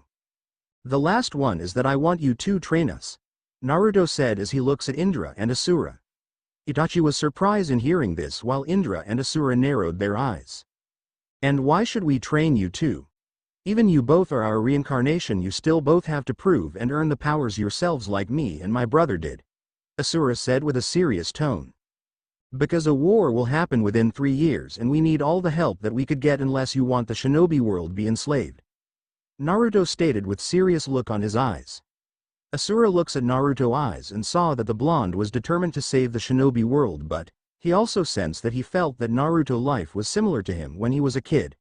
Asura looks at Indra and nodded at him, and Indra nodded back before they look at the three again. Alright, we will do it, Asura stated, that made Naruto and Itachi have small smile appeared on their face while Toka was grinning at hearing this. Thank you Indra-sama, Asura-sama, Itachi said as he bowed his head. Just call us when you two are both ready to train, Indra said, and Naruto nodded at him before the circle beneath them started to glow and slowly they started to disappear, Soon they vanished to thin air and Naruto deactivate the barrier and it vanishes. Itachi looks at Naruto and had a serious look on his face. Naruto-kun, when are we going to start the training? Itachi asked. Naruto let out a sigh and crossed his arms. Maybe after the second part of the exam. Something tells me that there's another part in this exam. Naruto stated. Itachi nodded at him before he disappeared in flicks of feathers. Naruto looks at Toka who was looking back at him. Let's go Toka. Naruto said and Toka nodded at him before they disappeared in white flash. 5 days later 5 days has passed since Naruto finally finished the second part of the exam. He decided to use that time train himself and also explore the village, but of course he wears a disguise so no one can recognize him. His former family tried to find and contact him but Naruto ignores them and hide from them since never want to talk them. Even he promises Itachi that he would give them a chance but he didn't tell when he will give them that chance. Also during those 5 days Jiraiya was able to suppress the seal on Satsuki with the evil sealing method and gave Satsuki a warning about to never give in to its temptation. Naruto knew about this but decided that he will remove the curse seal after he kills Orochimaru for Itachi's sake since he saw Itachi has been researching about how to remove the seal. Now Naruto was standing along with several teams that have passed the test. Naruto looks around and saw most of the Konoha teams have passed. He also saw the Iwa team that he ambushed during the test. Naruto let out a sigh and turns his attention to Minato standing in front of them with Kushina who has Naruto in her hands, Itachi, Jiraiya, Tsunade and several ninjas on his side. Soon Minato started his speech about congratulating everyone who passed the test and soon he told everyone there will be a tournament which many of them protested and soon Minato told everyone there is too much participants for the final test and this was needed to be done. Everyone stayed quiet in the end. He asked anyone who wanted to leave the preliminaries and Kabuto was the only one who raised its hands and this made Naruto narrowed his eyes but decided to keep quiet. Soon the tournament begins. Gonna skip most the matches because I'm too lazy to do it. Round 01 Satsuki Uchiha vs Yoroi Akato equals winner. Satsuki Uchiha. Round 02 Shino Aburame vs Iwa Nin 1 equals winner. Shino Aburame. Round 03 Kankuro vs Tsurugu Masumi equals winner. Kankuro. Round 04 Naruto Hakuto vs Samui. Well I guess I'm up, Naruto said as push himself away from the wall and stands on the rail. Good luck Ni-san. Toka cheered for Naruto and the blonde just smirked at his adopted sister and looks at his opponent who was already center of the battlegrounds. Samui looks at Naruto and the male blonde analyze his opponent. She has blue eyes and straight, blonde hair framing her face cut in an asymmetrical bob style with the front bangs reaching her shoulders. She wears a very low-cut outfit which displays her sizable cleavage which was around D-cup size, with mesh armor underneath, a short skirt and red handguards, high boots and has a tanto strapped horizontally to her lower back. Naruto notices that she wears a stoic, aloof expression on her face which made him think that she was calm and silent type. Naruto Hakuto please come down now. The proctor ordered making Naruto snap out from his thoughts and before he disappeared in white flash and reappeared the battlegrounds which shocked most of the spectators in what he just did. Wow, how did Ni-chan did that? Naruko asked gleefully as she was gonna witness her brother fight. His technique is like Hirishin except he doesn't need a seal or kunai with it, Kushina said with shocked look on his face. I have the feeling that Naruto is hiding something, Jiraiya said with serious tone. Minato, Tsunade and Kushina nodded at agreement while Naruko was cheering for her brother. At the battlegrounds . Both fighters ready? The proctor asked and both fighters nodded at him. Samui went to his stance and Naruto was about to do the same when suddenly he heard a shout. Go Naruto ni go, a voice shouted. Naruto looks up to see who was cheering for him and saw Naruko who was cheering for him and waving her hands at him. Naruto's eyes widened a little when he saw her little sister before a small smile appeared on his face. He decided that he would put on a show just for Naruko. He went to his stance and the proctor shouted, fight. Samui charges at Naruto as she pulls out her tanto. Naruto smirked and pressed his right fist with his left palm. Ice make. Floor. Naruto shouted and small his hands on the floor and suddenly field was covered with floor which shocked everyone. How the hell did he do that? Satsuki asked in shock. Hitomi is your brother an ice user? Sakura asked and Hitomi just shook her head. I don't know, I was never able to ask about it, Hitomi stated while rest of the adults were watching with calculating eyes. Samui jumps away from the ice that was heading towards and quickly went to a few hand seals. Lightning style. Raging thunder. Samui shouted as she shoots a thunderbolt towards Naruto. Ni-chan, look out. Naruto shouted in worried tone. Naruto heard Naruto's voice and couldn't help but have small smile on his face. Boom. The explosion happened, a huge smoke happened. Naruto and rest of her family were worried while Toka just sitting on the rail with a bored look on her face. Samui couldn't help but smirk when the attack was successful, but when the smoke was clear her eyes widened in shock along with everyone else in what they saw. Naruto was eating her lighting attack and when he was done he let out sigh and looks at Samui expression which made him chuckle. Surprised? Naruto asked with a small smirk on his face which made Samui and the rest snapped out from their shock. How did you eat my lighting? Samui asked with shock voice. Naruto just let out chuckle again and decided to explain it. I'm a dragon slayer. Naruto stated which made everyone look at him confused. A dragon slayer is someone who has a power to kill a dragon and this allows me to absorb the element that was trained with and gives me some energy that I lost. Naruto stated which shocked everyone in the room. That's a fearsome power, Tsunade said with shock voice. A power that can absorb an element that was trained with. In short, if you were trained with lightning you can absorb any lighting attack. Jiraiya said with serious tone. If he was hearing is correct then this means that Naruto can easily absorb any lighting attack and regain his energy. I wonder where Naruto learned that. Minato wondered but his thoughts were broke out when Naruto started cheering on how awesome her brother was. Well Samui-san, are you going to give up since you know now that your elemental attack is nothing to me?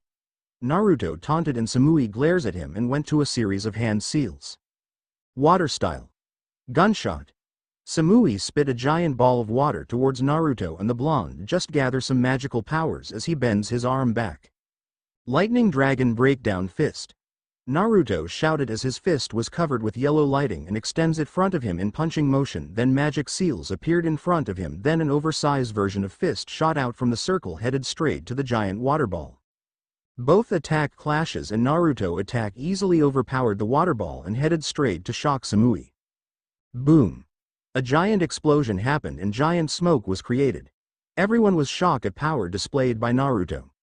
Naruto let out sigh and was about to tell the proctor to call the match when suddenly Samui came out from the smoke and charges at Naruto with Tonto in her hands. Naruto quickly reacted fast and did a backflip to distance himself from Samui, but the female Kumo Nin charges again at Naruto and Naruto dodges again from the attack. Everyone in the room was shocked on how Naruto effortlessly dodges the attack. This guy is a monster. Did you see that oversized fist? That Kumo Nin was lucky to dodge it, Kiba shouted. You're right Kiba, and looks like that Naruto was just toying with her, Kurenai said. She was the sensei of Team 8. Her team looks at her with a confused look on their face. What do you mean sensei? Kiba asked. Look at Naruto carefully, Kakashi stated as he cuts in the conversation. Team 8 and 7 looks at Naruto and saw that Naruto had bored look on his face which made them look at him with shock. You're right, he is just playing with her, Hitomi said, and Kakashi nodded at her. Samui brought her Tonto in a downward slash and Naruto sidestepped to avoid her attack. Why don't just give up, it's obvious that you can't win against me, Naruto stated, and Samui just glares at him. Why should I listen to you? She asked coldly and she charges at Naruto again.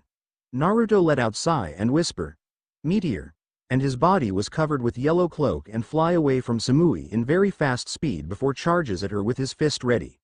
He delivered a blow to the stomach causing Samui to be stunned and lets go her weapon, then he did a high kick that sends Samui flying the air.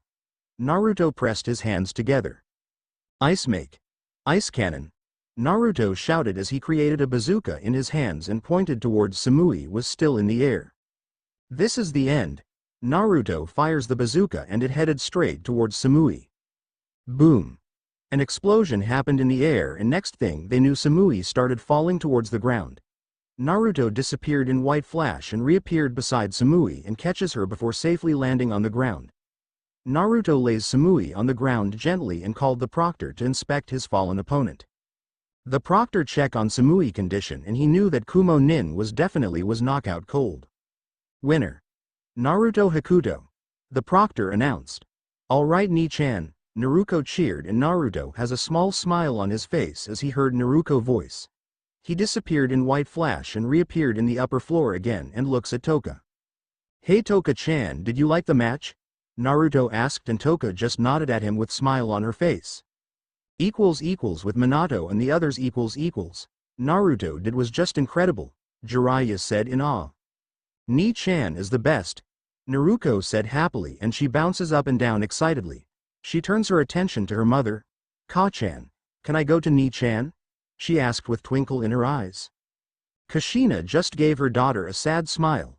Sorry Naruto-chan, but we can't see your brother yet, she explained, which made Naruto pout. Itachi looks at the scene with small smile on his face before he disappeared in flocks of feathers and reappeared in front of Naruto, which made Naruto and Toka look at him with surprise. Itachi Nissan. What's the problem? Naruto asked. Itachi gave him small smile and pointed to where Naruto is. Naruto followed to where Itachi was pointing and saw that he was pointing at Naruto. Using his dragon traits, he gathers some of his magical powers directly towards his eyes. Ryu taught him how to enhance his senses to make sharper, which is very useful in battles. He saw that Naruto had pouted look on her face, which made him look at Itachi again with confused look on his face. Before he could ask, he suddenly heard a buzzing sound that made turn his attention to the screen saw and the names for the next match. Round 05 Sakura Haruno vs Ino Yamanaka after a long catfight later . Okay, that was the worst match I ever seen in my entire life. It's like two kids fighting over a piece of lollipop, Naruto said with deadpan look on his face along with Toka. The match ended in a draw and he could only describe it as the worst match he ever seen in his life. It was worse than watching Gray and Natsu fighting over stupid things. I did wonder how those girls graduated, Itachi said. It's either pure luck or the sensei pity them, Naruto said before he turns his attention to Itachi. Itachi Nissan, why did Naruto had a pout look on her face? Naruto asked and Itachi turns his attention to him. It's because she wanted to go to you, but Kushina-sama said no because she thought you might be still angry at them and might lash out towards Naruto, Itachi explained. Naruto was surprised in Itachi's explanation before he let out a sigh. He knew that he couldn't help but agree to Itachi's explanation. He still holds a grudge towards the Namikaze and rest of the village, but he doesn't hate Naruto because the girl is too young and she wasn't part of his hate towards the family and the village. When suddenly he came up with idea before pressing his hands together and a small magic circle appeared in front of him before he opened his hand and reveals to an ice sculpture of the fairy tale symbol. Ni-san, why did you make that? Toka asked as she was curious why Naruto made a sculpture of their guild symbol. Itachi Nissan. Itachi looks at him with a confused look on his face and saw the guild symbol in front of him.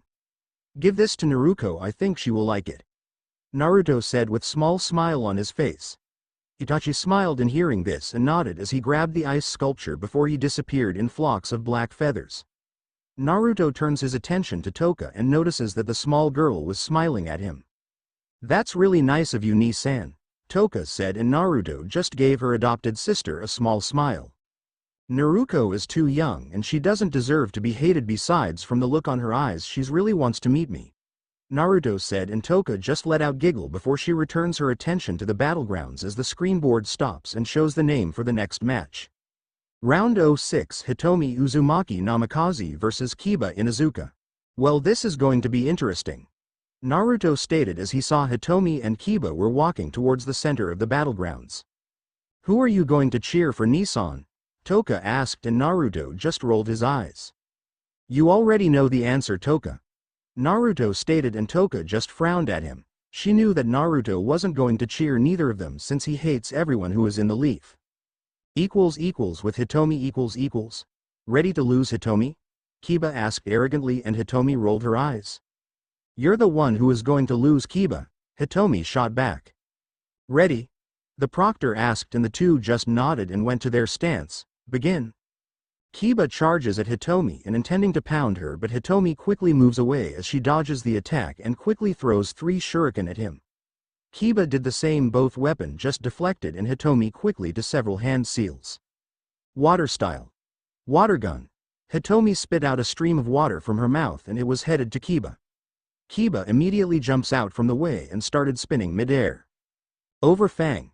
Kiba shouted as started spinning like a drill and headed straight towards Hitomi. Hitomi jumps out of the way to avoid the attack and quickly went to several hand seals as she was in the air. Wind style. Great breakthrough. Hitomi extends her hand in front of her and created a powerful gush of wind from her palm and sends Kiba crashing to the ground. Kiba let out a groan pain and Hitomi landed on the ground. Kiba slowly stands up and throws a soldier pill towards Akamaru who swallowed it. Soon Akamaru fur change red and become more feral. Kiba went to all four. Beast mimicry. He shouted, becoming more feral looking. Akamaru jumps on his back then Kiba shouted again. Human mimicry. Soon Akamaru transformed into Kiba. Fang over Fang. Kiba shouted as he and Akamaru charges at Hitomi and started spinning again like a drill. Hitomi quickly made a cross-index sign with her fingers.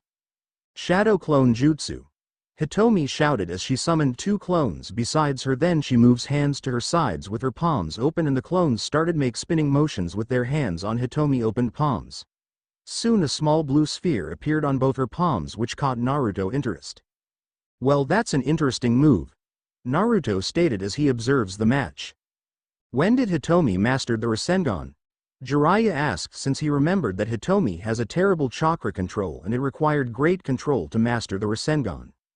A month ago and was because of her determination to get stronger to get Naruto back and all I can say I'm very proud of her. Minato said with proud voice and Kushina nodded in agreement while Naruko was cheering for her big sister. Hitomi clones disappeared and she leaps towards the Kiba and Akamaru who was heading straight towards her. Rasengan. She shouted as she thrusted both of her arms towards Kiba and Akamaru. Both attack clashes. But Hitomi attack was too powerful and overpowered Kiba and Akamaru attack making them stop spinning as Hitomi pushes her arms further which results hitting Kiba and Akamaru in stomach before they were sent crashing to the ground. Hitomi landed safely on the ground and looks at where Kiba and Akamaru crash.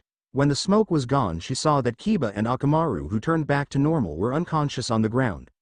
The proctor runs towards them and started to check on Kiba condition. After the few seconds has passed the proctor was done checking Kiba condition. Winner. Hitomi Uzumaki Namikaze. The proctor said and soon Hitomi team and her family started to cheer for her. Hitomi looks up to see if Naruto was cheering for her and all she saw that Naruto was looking at her with emotionless eyes. She just sighs as she looks down and thinking that Naruto wasn't impressed by her performance.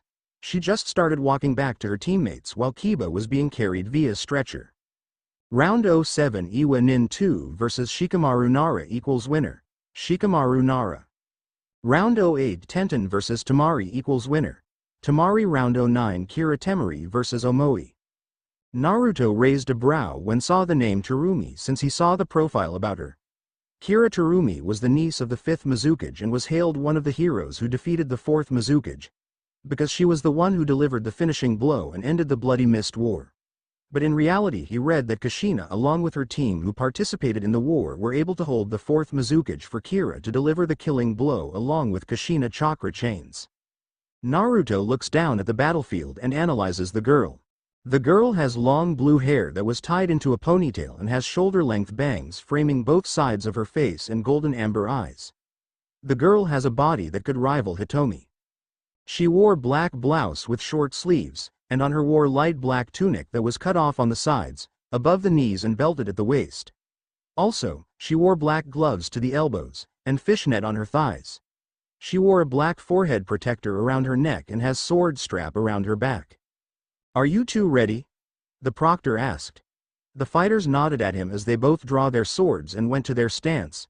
Begin. Both charges at each other with their weapons ready. Clang. Both swords clashes and they stayed in that hold.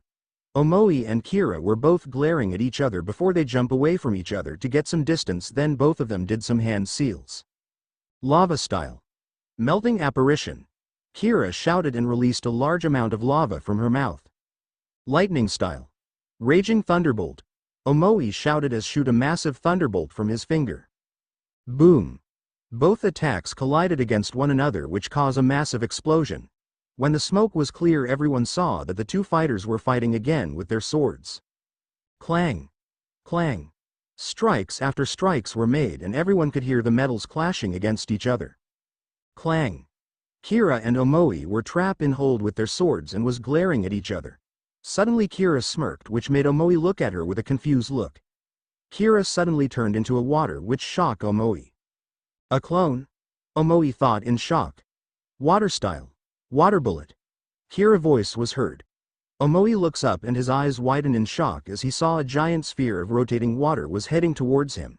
He quickly jumps away to avoid the attack when suddenly Kira appeared behind him and tied him up with ninja wires and placed the katana near his neck. Give up now or die. Kira said with cold and dark tone and release her killing intent, which scared the shit out of Omoi and made him say give up immediately without a second thought. Winner. Kira Terumi. The proctor shouted. Kira undid the ninja wires and released Omoi, who fainted from being scared that made him hit the ground. Two of Omoi teammates went down the battlefield and pick up before heading back to upper level of the room. Wow, that girl is good. Doka comment and Naruto just stayed quiet, decided to continue watching rest of the matches. Round 10 Neji Hyuga vs. Hinata Hyuga equals winner. Neji Hyuga. The match was over and Neji was declared as the winner, but Neji was far from finish.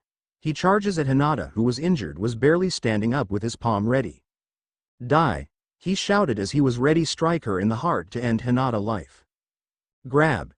Neji attack was stopped when Naruto suddenly appeared in front of him in a white flash and grabbed his wrist. Naruto glares at Neji with his eyes glowing yellow and looking to his memories while squeezes Neji's wrist, making him wince in pain. After a few seconds Naruto finally spoke. To think you would dare to kill your own flesh and blood because of your hate towards the main family. Naruto stated and Neji just glares at him. You know nothing about me. Neji shouted and Naruto's eyes returned blue and lets go of Neji's wrist. Neji was about to deliver a strike towards the blonde when suddenly Kakashi, Guy and Kurenai appeared before him and stops his movement. That's enough, Neji. The match is over, return to your team now, Kakashi ordered with a serious tone. Neji scoffed and started to walk away, but he stops to his track and turns his head around and looks at Naruto. Better hope that we never face Hakuto, because when we do, you will die. Neji stated and Naruto just glares at him before the Hyuga continues to walk away. Hyuga. Naruto called and Neji stops to his tracks and looks back at Naruto. Your father will be disappointed to you. You are nothing but a disgrace to his legacy. Naruto stated and everyone was shocked at Naruto's words while Neji face changed into anger and activated his Byakugan. You dare say those words to me, you commoner? Neji shouted in anger before he charges at Naruto with intent to kill him. Naruto decided to release his true power and his body was now covered with white aura and everything in the room was starting to shake, making Neji stops to his tracks and made him and everyone look at him with awe and fear. What is happening? Why do I feel great fear towards him? Neji thought as he looks at Naruto's eyes and saw that the blonde mage was glaring at him that made him flinch. Take one more step forward, I will end your life now. Naruto said with a dark tone that made everyone in the room flinch while Naruto was looking at him in awe. Ni-chan is so cool, Naruto whispered in awe. She knows a lot of things but she doesn't know much about shinobi. She was just looking at her brother and thinking how cool he was while the rest were make note of themselves to make sure to note to not piss of the blonde mage. Slowly the aura dies and everything stops shaking, which everyone sighs in relief, but Naruto continues to glare at Neji, who was looking at him with fear. Leave now, Hyuga, before I decided to take your life, Naruto said, and Neji finally snaps out from his thoughts and decided just to walk away, but vowing to revenge on the blonde. Naruto just let out a sigh before he heard Kurenai's voice. Hinata. Naruto turns around and saw Hinata unconscious in Kurenai's arms. He approaches the two and kneels down and places his hand on Hinata's chest. Naruto closed his eyes and soon his body was releasing a white aura and swirl of wind was surrounding them. Kurenai looks confused in what Naruto was doing before she turns back her attention to Hinata and her eyes widen in surprise. Hinata's body started to glow white and slowly all the damages that she received from her fight were starting to heal up. After few minutes have passed, Naruto's aura disappeared and Hinata's light faded away. Naruto stands up and Kurenai looks up Naruto. What did you do to her? She asked. I healed all of her injuries. You can check if you want, but for now she's asleep. It's better that you send her to the hospital to rest for now, Naruto stated. Kurenai was about to thank him when suddenly Naruto disappeared in white flash again and reappeared beside Toka. Why did heal her Nii-san? Toka asked. She was happy in what Naruto did, but she was curious as well. I only did it out of pity, nothing more, nothing less, Naruto said, but the back of his mind he was thinking on what would happen if really gave to his full hatred towards his family if Toka didn't stop him. Would have turned out like Neji, willing to kill my own flesh and blood? Naruto thought.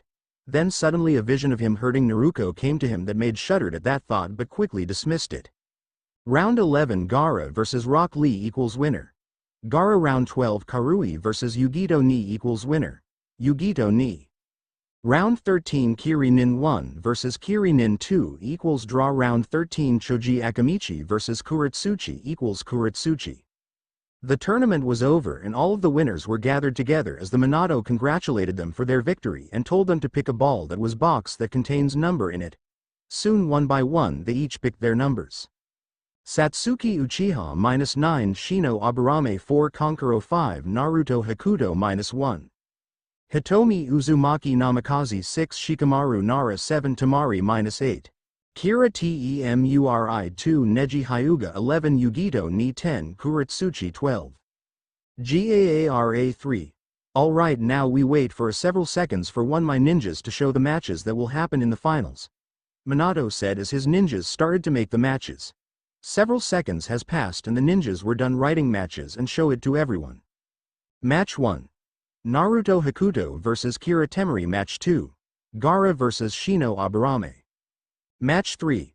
Kankuro vs Hitomi Uzumaki Namikaze. Match 4. Shikamaru Nara vs Tamari. Match 5. Satsuki Uchiha vs Yugito Ni. Match 6. Neji Hyuga vs Kuretsuchi. Semifinal 1. Winner of Match 1 vs winner of Match 2. Semifinal 2. Winner of Match 3 vs winner of Match 4. Semifinal 3. Winner of Match 5 vs winner of Match 6. Finals. Winner Semi 1 vs winner Semi 2 vs winner Semi 3. When everyone saw the matches and Naruto was thinking deeply. So my opponent is the niece of the 5th Mizukage, Naruto thought as he looks at Kira. Kira noticed that the blonde was looking at her. She gave him seductive smile and winks at him which made him only raised a brow. Naruto looks at the other competitors and notices that they also were looking at each other and different thoughts were running through their minds. Naruto just let out a sigh before he heard Minato let out a cough and caught everyone's attention. The final part of Chunin exam will be held within 1 month, so use that time train. Good luck and show the power of your village and make them proud. Minato stated and everyone just nodded at him. Naruto let out a sigh and looks up in the ceiling. This is going to be a one hell of month. The tournament was over. Naruto and Toka were now about to leave the place when suddenly he felt a hand on his shoulder. Naruto. A voice called and Naruto let out a sigh as he recognized that voice. He turns around and saw Minato and the rest of his family, along with Jiraiya, Tsunade and Itachi, who was wearing his mask. Naruto's eyes landed on Naruto was in Kushina arms and he saw that Naruto had his ice sculpture of the fairy tale symbol that he made in her right hand. Ni-chan. Naruto said happily as she waved the ice sculpture he gave to her. Naruto smiles as he saw his little sister. Hello there Naruto-chan. Naruto said warmly. Everyone except Itachi and Toka were surprised on how warmly Naruto looks at Naruto. Minato and Kushina couldn't help but feel happy that Naruto didn't hold any anger towards Naruto, while Hitomi was a little jealous of Naruto, but nevertheless she was happy about it. Ni-chan, Ni-chan. Naruto said as she tries to reach out for her brother to get a hold of him. Naruto just smiled at the girl Adix and approaches her and ruffle her hair. Naruto gave her one of his famous foxy grin and Naruto just grinned back at her older brother. Naruto. Minato called as he breaks the moment. Naruto turned his attention away from Naruto and faces Minato with a neutral look on his face.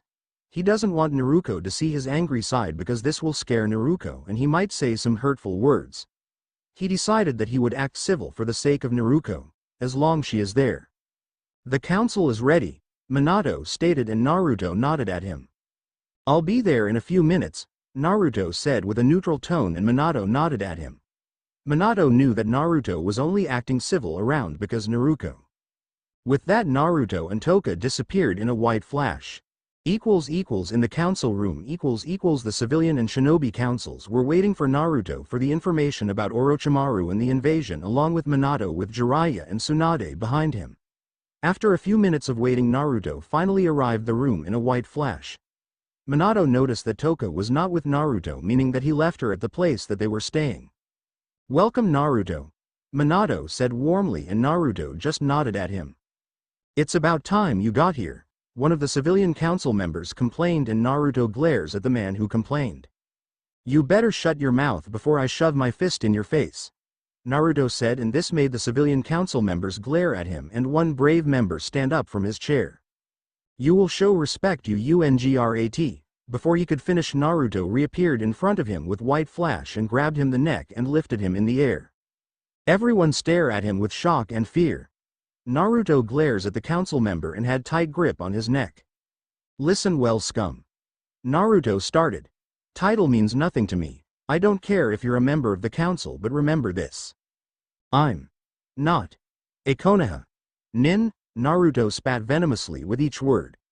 "So I don't take orders from any of you or your precious Hokage," Naruto said before he slammed the man to floor, creating some crater when the impact was made. He releases the council member and looks back at everyone who was shocked at his actions. He wasn't gonna let these people boss him around, and he would be sure that he would make them fear him. Everyone in the room was shocked at this except for Minato, Kushina and the two Sanins, who was not surprised at Naruto's actions from the moment one of the council members started disrespecting him. "Are we going to start this meeting or what?" Naruto asked with an irritated tone, snapping the shock from the council. Minato cleared his throat and started to speak. "Naruto, I want you to give us the information about the invasion and what are the motives of Orochimaru," Minato said, and Naruto nodded at him. "Orochimaru plans to invade Konoha on the day of the final exams, and he has Suna with him," Naruto stated, making everyone look at him with shock look on their faces. "That's impossible. Suna has an alliance with us. Why would they betray us?" Inoichi asked. "I have been hearing a rumor that Suna was not receiving any funds from the Wind Daimyo, and maybe this invasion might be a chance to prove themselves to the Daimyo," Minato stated, and everyone seems to get what Minato was saying. "That's one of the reasons, but there's also another reason," Naruto said, and everyone their attention to him. "And what is that, Naruto-san?" Shibi asked. "It's because Orochimaru already killed the Kazekage and acting as him for the village to follow his commands. In short, Suna is being manipulated by Orochimaru and they are going to attack the village along with the Sound Village," Naruto stated, and everyone again was surprised in hearing this information. "So Suna is being manipulated by Orochimaru. This is not good," Choza said, and everyone nodded in agreement to him.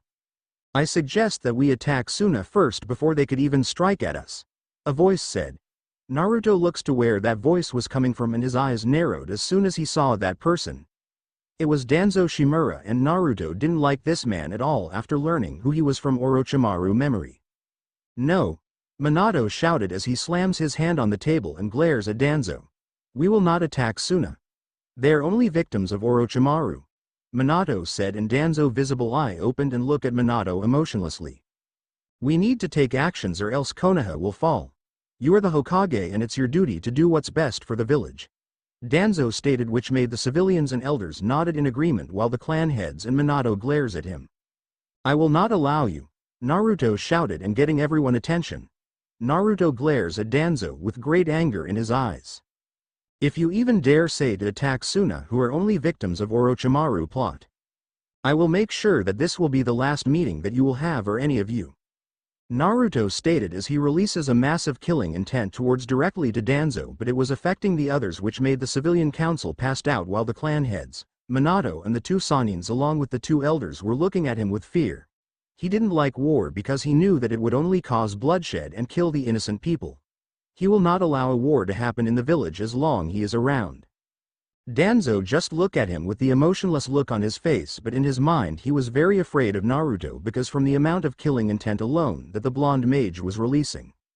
"This boy, he's a threat to my plans in Konoha," Danzo stated in his mind before Naruto killing intent slowly disappeared, causing Minato and others to sigh in relief while civilian council was still unconscious. Minato decided to defuse the situation as he clears his throat to get everyone attention. Naruto is right. Suna is only a victim of Orochimaru plot, so I won't allow unnecessary war to happen. Minato stated with made the clan heads, and the two Sanins agreed to his decision, while Danzo, in his mind, was furious that plan failed to start a war against Suna, but he decided to hide it. Everyone decided to get back to the topic about the invasion, and Makoto's voice was heard. But how do we know when they are going to attack? Makoto asked. Gaara, Naruto said, and everyone looks at him confused. Gaara, he is the one that will trigger the invasion, Naruto stated. You mean the Kazakage son? Minato asked, and Naruto nodded at him. Yes, Gaara isn't any regular shinobi, he's a Jinchuriki of the one-tail beast, Naruto stated, and everyone shocked hearing this. You mean to tell us that a Jinchuriki is here in this exam? Minato said in shock, and Naruto nodded at him. Yes, and Gaara is the key to the invasion. The moment Orochimaru, who disguised as the Kazakage, will give the signal, and Gaara will start his transformation and the invasion will begin, Naruto explained. How sure about this information, Naruto-san? Koharu asked. She is one of the 3 elders of Konoha. Naruto looks at the elder, and soon his eyes began to change yellow, which caught everyone's attention. Naruto, what happened to your eyes? Kushina asked with shock. This is one of my abilities that I gained from my village, Naruto stated. He decided to call his guild a village since he is in the shinobi world. This ability is called mind reading. It allows me to look to someone's memory within a single glance. That's how I was able to gain information about the invasion, Naruto stated. Everyone shocked in hearing this. So it's like Yamanaka clan ability, except that the user only needs to look at the opponent's eye to look to its memory, Shikaku concluded, and Naruto just nodded at him. Now for the next question. What are Orochimaru's motives? Minato asked. He wants to kill his former teacher and you, Hokage-sama, Naruto stated, and everyone wasn't surprised in hearing this. They knew that one day that Orochimaru would want vengeance on Konoha, and he did keep his words. So the time has come, huh? Hiruzen said as removed the pipe from his mouth and let out a sigh. He knew he should have killed his old student back then. Now he can make up for that mistake. There also another motive, Naruto stated, and everyone turned their attention to him. He wants Satsuki Uchiha as his new vessel. Makoto gasped when she heard about this. What? Why? Makoto asked with worried look on her face. Because of the Sharingan. Orochimaru wants the Sharingan a long time ago. He tried to take Itachi Nissan once, but he was too strong for Orochimaru to handle, so he decided that it would be Satsuki will be his next victim, Naruto simply stated, and Makoto was getting more worried about her daughter as she thought it, while Itachi, who also in meeting in his Anbu commander uniform, was also worried about his little sister's safety. I already gave you all the information that you needed, now I leave the rest to you, Naruto stated, and which surprised the council by his words. But didn't you come here to help us protect Konoha? Hiyashi Hyuga asked, and Naruto just snorted in hearing those words. Protect? Why would I protect this village if they didn't anything to me? I was ignored for 7 fucking years by this village. Not once I was given for any attention by anybody in the village. Only Itachi was the only one who gave attention to me, Naruto stated before he slams his hands on the table. Everyone in the clan head was confused in hearing this, while Kushina and Minato were guiltily and knew that they were the reason of their son hate. He looks familiar. I just can't put my finger on it, Makoto thought as she and the other clan heads were trying to think who this genin in front of them was. Until they started to compare his looks on Minato and Kushina, that made started to realize something. My name is Naruto Hakuto Whoformly, known as Naruto Uzumaki Namikaze, Naruto stated, making the clan head's eyes widen in shock in this revelation. That's right. I was the so-called attention seeker and stupid brat you called. I could care less what happened to Konoha, Naruto stated as he let out a massive killing intent towards everyone, making everyone harder to breathe again. He was finally showing his grudge towards the village that was building up inside him in years. Even he was in Earthland, his grudge towards the village and his family was growing inside him. He knew that one day, and this was the day. Everyone was shocked on how much killing intent that this genin was releasing, while Itachi was thinking one thing. How great is your anger towards Konoha is, Naruto-kun. After several seconds, Naruto finally calms down and stops the killing, which relief everyone. Naruto let out a sigh and looks at everyone with cold eyes. Let me make one thing clear, Naruto said as he looks at everyone. The only reason that I'm giving this information about the invasion is because Itachi cares for this village and I owe him a favor and nothing else. I will only help if Itachi tells me so, and after that Konoha will never get any help from me again. Naruto stated, making everyone look at him with eyes, while Kushina and Minato were more saddened in hearing this. Naruto hated the village, wanted it to disappear, but he knew that Itachi loves the village, so he will do it for Itachi. And beside, Kami ordered him to save Konoha from the invasion, but there's no way in hell he would say that to anyone. I'm done, I'm leaving, Naruto stated and disappeared in a white flash, leaving a stunned council. At the village gate. Naruto was standing in front of the village gate with Toka on his shoulder. An hour has passed since the council meeting. Naruto told Itachi that they would start their training with Asura and Indra outside the village walls.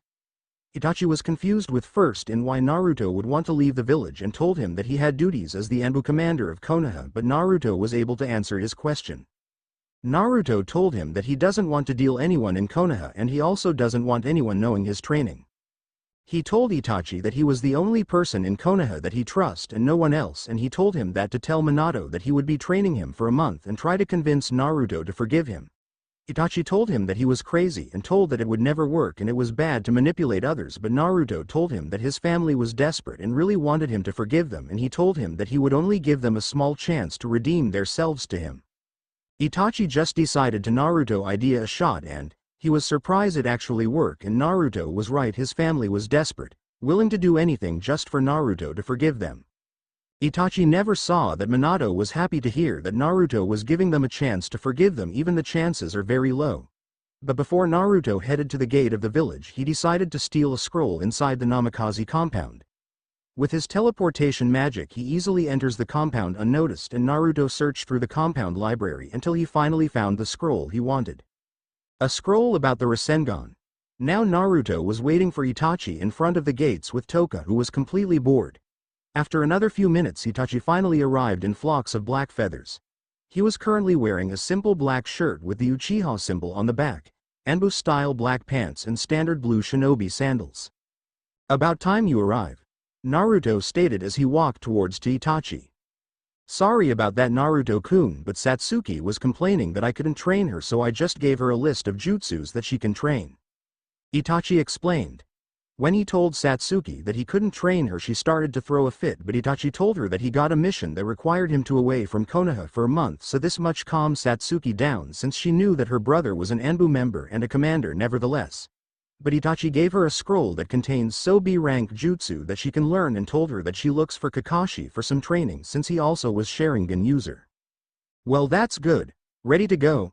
Naruto asked, and Itachi nodded at him, and Toka suddenly fly to the top of Naruto's head. So let's go already. Toka whined. She wanted to start the adventure now since she never explored the shinobi world before. Naruto and Itachi just chuckle at Toka antics before they started walk away from the village and started their journey. An hour later. Naruto, Toka and Itachi are now several kilometers away from Konoha, and Itachi looks at Naruto. Is this better distance now? Itachi asked, and Naruto nodded at him. Yeah, but just for drastic measure, Naruto said before he summoned several clones, and they started to write some seals again on the ground with their blood on their thumb and in form of the circle. When the clones were done, they started to make some hand signs and ended with a tiger seal. Uzumaki art. Seal barrier jutsu. They again covered Black Dome, and Naruto called Toka attention and she flies down in front of him. Remember what I told you, Toka-chan? Naruto asked, and Toka nodded at before she suddenly changed into her battle form, which made Itachi confused. What's going on, Toka-san? Itachi asked, and Toka just gave him a smile before she returns her attention back to the blonde mage. Naruto gave a pouch to Toka and she accepted it. Itachi-san, we need back away a little, Toka said as she moves away from Naruto. Itachi was confused at her actions but decided to listen to her since he really doesn't know what was going on. Naruto closed his eyes and his body started to glow white, which surprises Itachi. The wielder of white magic, the one who controls life itself, he chanted, and a big magic circle appeared in front of him. I command the spirits of Asura Otsutsuki and Indra Otsutsuki to return to world of the living once again. White magic. Soul revival.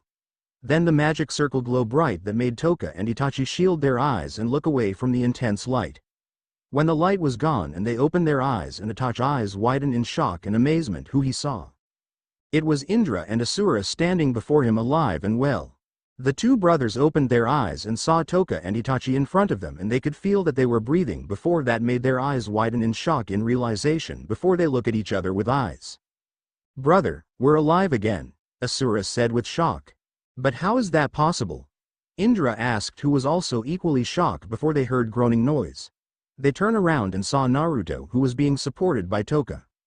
"Here, Ni-san, drink this," Toka said as she gave him a small bottle of water, but they noticed that the liquid was black, which made them curious along with Itachi, who finally snapped out from his shocks and looks at Naruto. After drinking the liquid, Naruto had a sour look on his face. This is the worst water I ever drank, and no matter how many times I try to make the taste better it tastes like shit," Naruto complained, and Toka just rolled her eyes. "Oh, grow up, Ni-san, you're the one who made that thing in the first place," Toka said, and Naruto just gave her a small glare. Hate to break this moment, but what did you just drink, Naruto-san?" Asura asked as he breaks the moment of the two adopted siblings. "That was one of the medicine that I made," Naruto said, and Toka continues the explanation. "That medicine will regain most of Ni-san energy after he used a revival spell.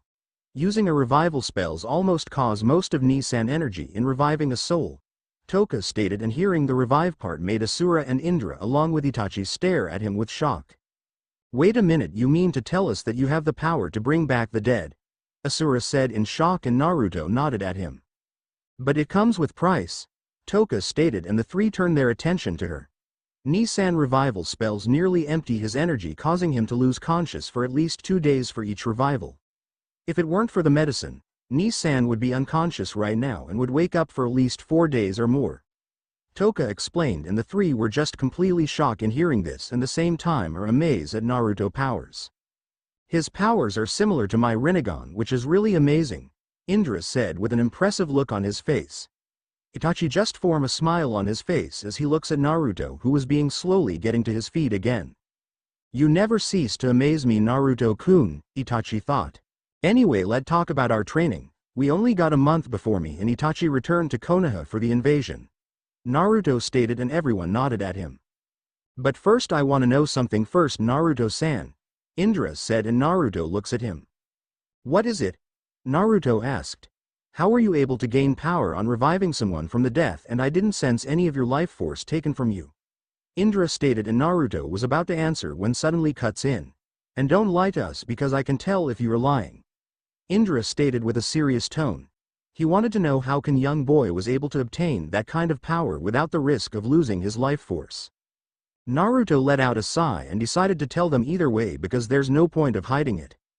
"Alright, but I'm going to tell you all my story only once because I don't like repeating myself," Naruto stated, and everyone nodded at him. He started to tell his tale. He told them on how he met Light Hiriko, who was the former holder of the white magic, gave him an offer, a chance for a new life, and he had taken it, becoming Dragon God Slayer, and had been chosen as the prophecy of the dragons. His travel around Earthland as he make a name for himself, becoming a member of Fairy Tail and becoming the best of the guild, having mates, and finally being convinced by Kami in saving Konoha. After he was done telling his story, Indra, Asura and Itachi couldn't help but be amazed on what Naruto achieved in his life. Until something caught Asura's attention when Naruto was done with his story. "Wait a minute, you mean to tell us that you have mates? As in more than one girl?" Asura asked with shocked look on his face. Itachi and Naruto looks at him confused, thinking why Asura was acting like that while Indra just let out a sigh. He knew his brother very well and knows what's going to happen next. Ryu told me that I can have more than one mate because my status as the son of the dragon god and upcoming king of the dragons. So yeah?" Naruto stated as he scratched the side of his cheek. That's when everything went quiet for a few minutes when suddenly they saw Asura was on his knees with his head bowed down on the ground. "Teach me your way. Teach me the way of the harem," Asura said, and everyone looks at him confused except for Indra, who just rubbed his temples. "What happened to him?" Toka asked as she and everyone sweat drop as they saw Asura kept bowing his head on the ground. Toka, Itachi and Naruto looks for it Indra for explanation. "My foolish brother has a dream in making a harem, and hearing Naruto-san here can have more than one girl makes him his idol. I knew that he shouldn't have hang out with that stupid perverted old man who was keep spouting about having a harem. Indra cursed, and this made everyone just sweat drop again and before they look at Asura, who continues to bow down in front of Naruto, which made their sweat drop bigger. Pervert! Toka accused Asura, and this made the ancestor of the Senju stop his worshipping and looks at Toka. I'm not a pervert. I'm just a guy who likes harem and beautiful girls, especially redhead, Asura said, and this made everyone just gave him a deadpan look. Yeah. You're a pervert. The only missing part is you having gray Nissan Stry. Toka was cut off when Naruto covered her mouth with his hand. Toka-chan, don't give him any more idea, Naruto said. I wonder if Hagoromo-sama is pervert. Itachi wondered, but he never noticed that he said his thoughts out loud. No, he was not, Indra answered, and this caught everyone. Asura just got influenced by an old man who was wandering in the lands and was spouting about harem is a wonderful thing. I of course was not affected by it, but Asura was too innocent and was influenced by that stupid old man. Good thing that Ka-sama beat up that old man for corrupting Asura. Indra muttered the last part but was still heard by everyone. Naruto decided to end this stupid thing when clap his hands to get everyone attention. Okay. Time to break up this crazy moment and get serious, Naruto stated, which everyone finally gets serious. So how are you and Indra going to train us? We only have a month to train before the invasion. Any ideas? Naruto asked, and Asura puts on a thinking look for a few seconds, then suddenly lit up an idea. I know we can train you both in that place, Asura said, and everyone looks at him. What place, Asura-sama? Itachi asked, then suddenly Indra's eyes widened in realization in what Asura was talking about before glaring at him. Asura, are you out of your mind? Indra shouted at him, and everyone turns their attention to Indra with a surprised look at their face, surprised by the sudden outburst. But come on, they can get stronger and faster that way. Asura shot back, and Indra continues to glare at him. They will die the moment they enter that place, Indra shouted. Itachi and Toka turned pale in hearing this, except Naruto, since he knew that he was immortal, but this made his eyes narrowed. But I know they can do it. They will survive, Asura shouted back, and Naruto finally had enough and opened his mouth. Okay. What are you two talking about? Naruto asked with a serious tone. Asura and Indra turned their attention to him. My foolish brother wants you to take to a time chamber that our father made for us. 1 year inside that chamber is equal to 25 days outside there, Indra stated, making Itachi, Toka and Naruto eyes wide in surprise. Really, then what's the problem? Toka asked with an excited look on her face. Anyone who entered that room without a powerful body or a powerful spiritual power, they will die from the air or gravity itself, Indra said with a grim tone, making Itachi, Toka and Naruto eyes widen in shock. But you can make some protection for them, like you did to me, Asura said, and Indra let out a sigh and looks at his brother. Asura, I can only provide 3 protection, so if I provide everyone that kind of protection, in 6 months the protection will wear off and they will die in an instant, Indra explained, and Asura eyes widen shock in hearing this before he sighs in defeat. He can't see any other way to help them get stronger within a month, and the chamber was the only for them to get stronger in the fastest time. Is that one of your father's jutsus? Naruto asked, and Indra nodded at him. Yes, and I can only provide it at least 3 people that will last at least a year with my Rinnegan activated. But we are at least 5 people here, so it's impossible to do it. Unless you can give more boost with power, then maybe I can, Indra stated, and Naruto was deep in his thoughts, thinking how to solve this problem, then suddenly remembers of spells that his white magic have that he learned through light memory. I think I have a way, Naruto stated with a smirk on his face, and everyone turned to him confused. What do you mean, Ni-san? Toka asked. My white magic, I have a spell that can double all the stats of anyone for a short period of time. Maybe if I use that spell on Indra, he can use that jutsu with no problem, Naruto concluded, and everyone looks at wide eyes. I think it's worth a shot, Itachi said as he snapped out from his shock first, and soon everyone finally snapped out from their thoughts and agreed. Alright, here goes, Naruto said, and placed both his hands in front of him, and Indra's body started to glow white. Everyone watches as Naruto performs the spell. I, the holder of the white magic, the one who control of life, the living and the holy light, grants you the power to that as gift from the heaven above. White magic. Heaven's boost. Naruto shouted, and Indra's body started to glow very bright that made Itachi, Asura and Toka look away. When the glow was gone, Naruto opens his eyes as Itachi, Asura and Toka look back. Everyone saw that Indra's body was covered with white aura and everyone could feel that he was releasing a strong power around him. "How do you feel, Indra-san?" Naruto asked, and Indra opened his eyes, but they were not red anymore but purple with ripple-like patterns. A small smile appeared on Indra's face. "I feel more powerful than before. I feel like I can fight at all the Bijus at once." Indra confidently and feeling like he was top of the world. "Indra-san, the power will only last a short amount of time. Use the Jutsu now." Naruto shouted, and Indra finally snapped out from his thoughts and nodded at Naruto and quickly went to several hand seals, and when it was done his eyes started to glow as his body was covered with blue chakra. "Sacred Sage Art. Mystical Protection Jutsu."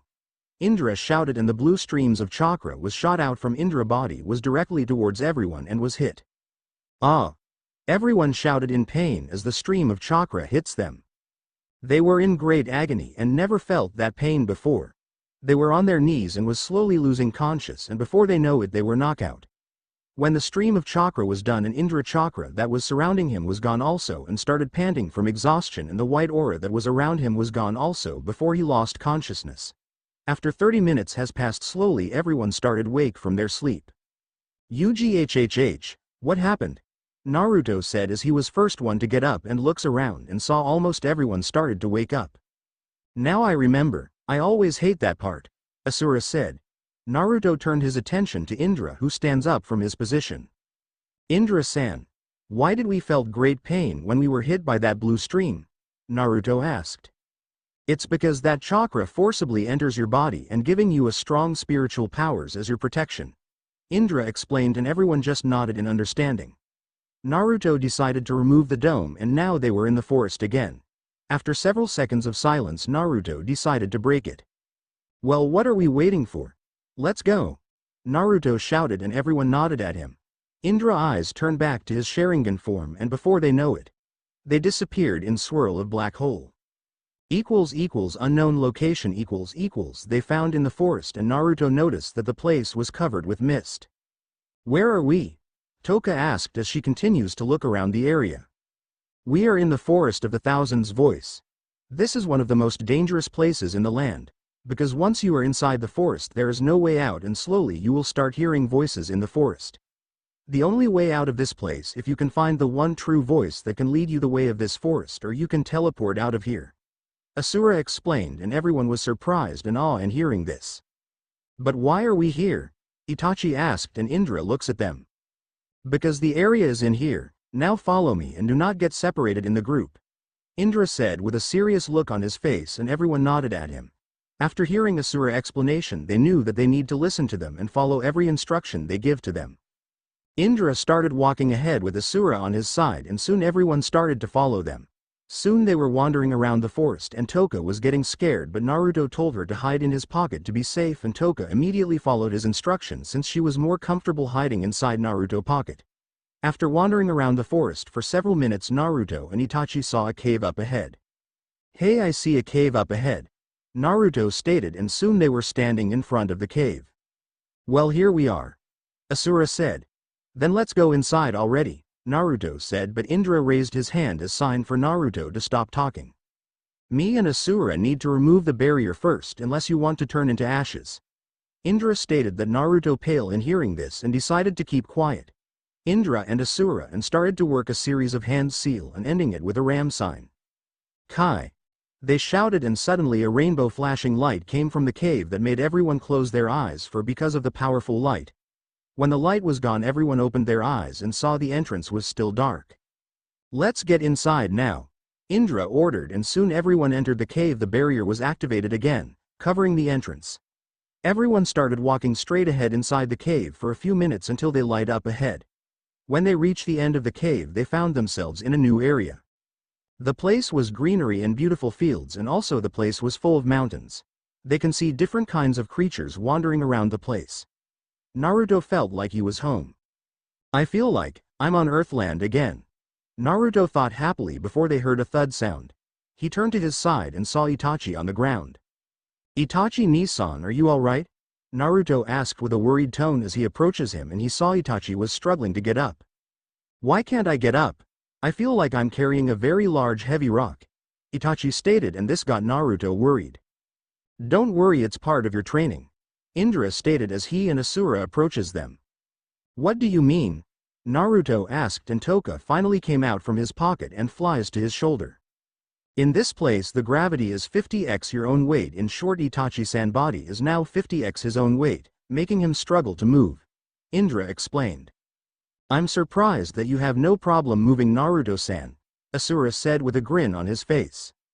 Maybe because of my intense training that I received from Ryu, Naruto stated, and Asura just shrugged at him. This is where we separate for a while. I'll train Itachi-san while you, Asura, will train Naruto-san and Toka-san if she wants to. And don't hold back, Indra stated, and Asura nodded at him. Indra then grabs Itachi and slung him in his shoulder before they disappear in swirl vortex, leaving Asura, Naruto and Toka. Well, we better get started, and don't worry, I make sure by the time the year is over, you two will be able to beat a tail beast with a simple punch, Asura stated with grin on his face, which made Naruto and Toka sweat drop at him. This is going to be a long time, the two thought before they started following Asura to start their training. 1 year later, 25 days in the elemental nation, A year has passed when Naruto, Itachi and Toka were trained by Asura and Indra was true to his words. None of them hold back. Asura and Indra training made Naruto and the others felt like they were trained in hell. Even Naruto said they were more sadistic than Ryu. In the first 4 months was survival training. They were forced to live the forest, and also they have to alert all time because Asura and Indra will keep ambushing them to make them to alerted and be prepared for any kinds of surprise attack. They also had lack of sleep. After that part of the training was done, the next one was learning different kinds of shinobi arts. Indra taught Itachi on how using the techniques of the Mangekyo Sharingan properly, but because of this training part, Itachi's eyesight started to get plan, and Indra decided to use his power of the Rinnegan to make another pair of Sharingan's eyes and replace them with Itachi eyes, which resulted into become Itachi Sharingan into an eternal Mangekyo Sharingan. Which was a good thing because it will prevent Itachi becoming blind again, and the side effects the using the techniques won't affect him.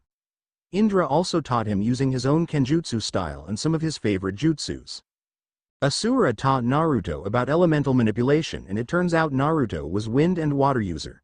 Asura taught him few wind and water jutsus and helped him understands it well, while Toka who wasn't seem interest in learning about Charka. Asura decided to help Toka trained better using her sword, and Asura was surprised on how Toka easily wielded the giant sword, and he also taught her hand-to-hand combat. He also taught Naruto in learning Senjutsu, which was considered one of the strongest arts in the shinobi world. Naruto saw that Senjutsu was similar to entering his Dragon Force state. The only difference is that Naruto needs blend his chakra with the nature chakra gathered in his body. Naruto also turned to stone several times because of the lack concentration, but Asura was able to prevent it since he knew how to stop it. Also during those months Naruto was mastering the scroll about the Rasengan, which he stole from the Uzumaki Namikaze compound. Naruto easily able to master the Rasengan within a week, but he also learned that the Rasengan was not complete yet, and it also said in the scroll that there was a possibility in mixing with the user element on the Rasengan, so he decided for Asura help, and it taken Naruto a month to finally able to complete the Rasengan, and also he able to make another version of the Rasengan which is darker and stronger. They also had sparring match, and Naruto, Toka and Itachi didn't stand a chance with the two because they easily overpowered them. Naruto felt like he just faced Ryu again, and the two wasn't even using 10% of their power. But they were improving each passing month. But Naruto was the biggest improvement of them all. He so far is using his Dragon Force state with the combination of the Senjutsu, making the two ancestor use at least 65% of their strength, which was a big shock to the two because they never knew that Naruto was that powerful. During those months Naruto and the others decided to get Asura and Indra better and started asking about their story. The two brothers had no problem telling their story, but the one that caught Naruto interest was Asura's childhood. Because he learned that Asura too was ignored by other people because he was not a prodigy like his brother, and he also held a grudge on them. But at least Hagoromo and Indra never ignored him and always tried to encourage him. But at the age of 15 Asura decided to embark on a journey, leaving his family alone, but promised to return when his journey was done. During his journey Asura meet a lot people and learn from different teachers, helping to get stronger and becoming a par with his brother's strength. At the age of 22, Asura returned to his family along with hundreds of his followers, which made Hagoromo decided that Asura will be his successor after learning that Asura no longer hold great hate to the people who once ignored him. After 8 months in learning under them, Naruto, Toka and Itachi have finally complete their training and now back in the Forest of the Thousands voice with Asura and Indra. Itachi's appearance didn't change much except that his hair was longer and was a bit taller, and same goes to Naruto and Toka. Well done. You all have successfully finished your training and I couldn't be more proud for all of you, Indra said with a small smile on his face. Now that training is done, we have parting gift for the two of you, Asura said. Then he and Indra started to glow. Asura body was covered with orange shroud while Indra was covered with purple shroud.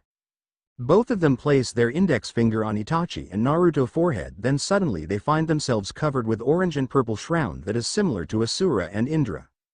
Itachi, Indra called, and Itachi looks at him.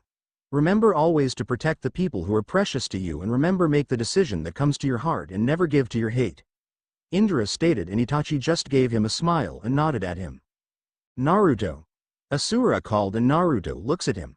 I know that you hold a great grudge towards your family and the village, but holding a great hate is never healthy. Sometimes you need to let go of the past like I did, Asura stated, and Naruto glares at him in hearing those words. They don't deserve my forgiveness, Naruto said with anger, and Asura gave him a sad smile. You need to learn to let go of your hate, Naruto, or else you'll never reach the true power of becoming the sixth sage path. I promise you, once you learn to forgive, you'll have a great power to protect the people who are precious to you. I know that somewhere deep in heart that you wanted to forgive them. After all, that's what you learn in your guild. Let go of the past and keep moving forward towards the future, Asura stated, and Naruto's eyes widened in hearing those words. That's when slowly Asura and Indra body were disappearing.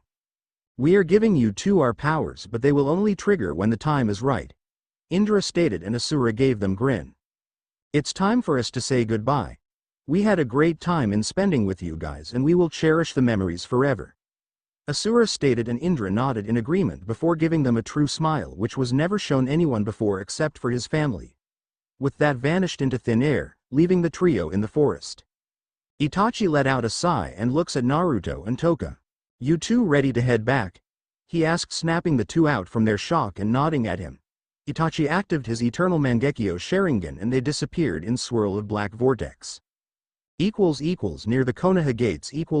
They arrived at road and they saw that they were a few meters away from Konoha.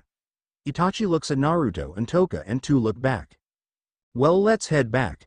I still need to report to Hokage-sama, Itachi said. Naruto and Toka just nodded at him and started walking back to Konoha. As they made their way back to Konoha, Naruto suddenly stops on his tracks, and that made also everyone stop moving and look at him. What's wrong, Nii-san? Toka asked, and she saw that Naruto had a serious look on his face.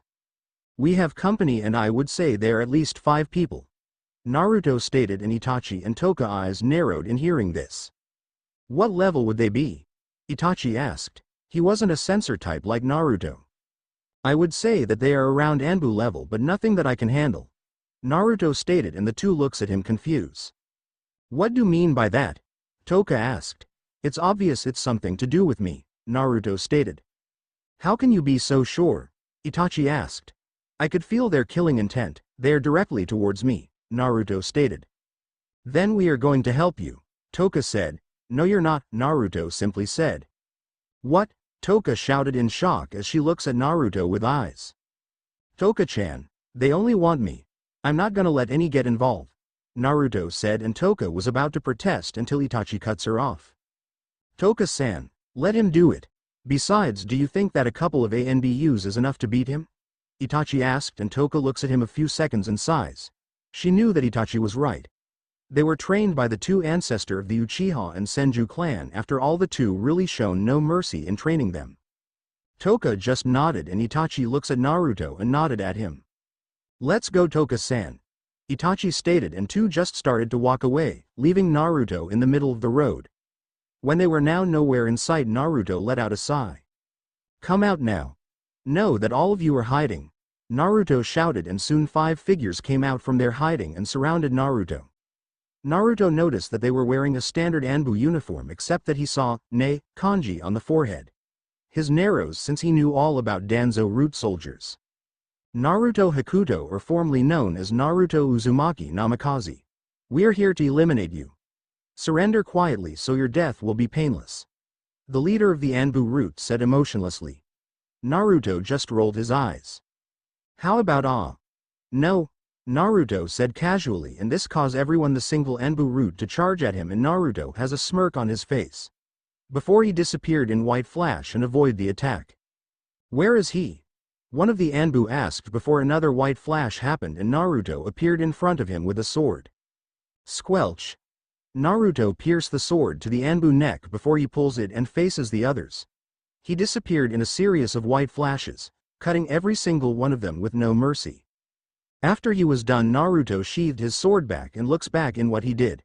He saw bodies on the ground with pool of blood. Naruto knew about Danzo operations takes Orochimaru, who once was a part of Danzo organization. You want war, Danzo? I'll give you war, Naruto thought as he vowed to kill Danzo after he kills Orochimaru. Naruto finally arrived at Konoha and was greeted by the guards before he enters the village. As he walks down the village, he started to notice people were whispering. Thanks to his enchant's hearing as a dragon slayer, he could easily hear all the gossips. Did you hear? That guy over there is Yondaimi's son? No way. I thought that he ran away. Yeah, but he returned, and I heard that he easily dominated the exams and doesn't have any teammates. Soon he started to hear praises and giggling from the girls, which made Naruto mad. These people once shunned him were now started to acknowledge him, which made Naruto think that the villagers are nothing but ignorant and stupid. He was so deep in his thought that he accidentally bumps into someone. Hey, watch it. A voice came from the person he bumps into. Sorry about that, I wasn't looking, Naruto said with as he bow his head. He looks up and his eyes widen in shock. The person he just bumps into was Kira Terumi, who was also look at him with a surprised look on her face. Kira snaps out from her shock and smiles at the blonde. Hey, I know you. You're my opponent at the finals, Kira said happily. Naruto just let out a sigh. Yeah, now will you excuse me, I need to be somewhere, Naruto said as he started to walk away, when suddenly Kira grabbed his wrist, making him stop and turn his attention to her. Come on, don't be like that. We might be opponents in the finals, but doesn't mean that we can't be friends. How about you hang out with me for a while? Kira said. Naruto notices that seductive smile on her face, which Naruto take it as a bad sign. He was about to decline until another voice cuts him off. Kira-chan, what are you doing? A voice said. Naruto turns around and saw three people behind him. On the left side he saw a middle-aged man who had with blue hair which is styled in a moused-up manner.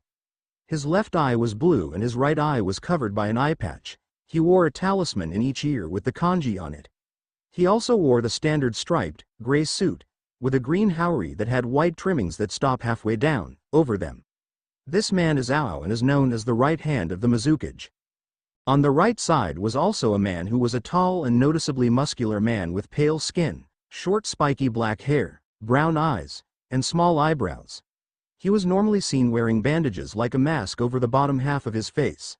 He wore his forehead protector sideways on his head and he was wearing a standard Kirijunin uniform. He was giant broadsword on his back. This man is Zabuza Momochi and also known as the Demon of the Hidden Mist. The last one in the middle was a woman that looks like in late 20s to early 30s. She has green eyes and ankle-length, auburn hair styled into a herringbone pattern at the back, a top knot tied with a dark blue band, and with 4 bangs at the front. 2 bangs are short, with one covering her right eye, and 2 are long, crossing each other on her bust, just below her chin. She wears a long-sleeved, dark blue dress that falls just below the knees.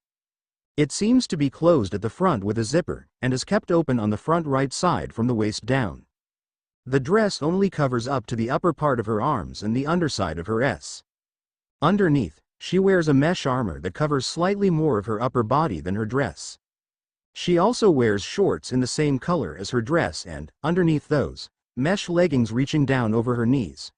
Around her waist, she wears a belt with a pouch attached to the back on the left along with high-heeled sandals and shin guards reaching up over her knees, dark blue polish on her fingers and toes, and is usually shown with fuchsia lipstick. This woman is Mei Terumi, who is known as the 5th Mizukage. Mei Oba-san, Kira said happily as she lets go of Naruto's hand and run towards to her aunt and gave her a hug. Mei smiled at this and returned the hug. Naruto saw the opportunity to escape and was about to leave when suddenly Zabuza appeared behind him and grabbed him on his shoulder. "Whoa there, Gaki. Why are you in hurry? You late for a date or something?" Zabuza said jokingly.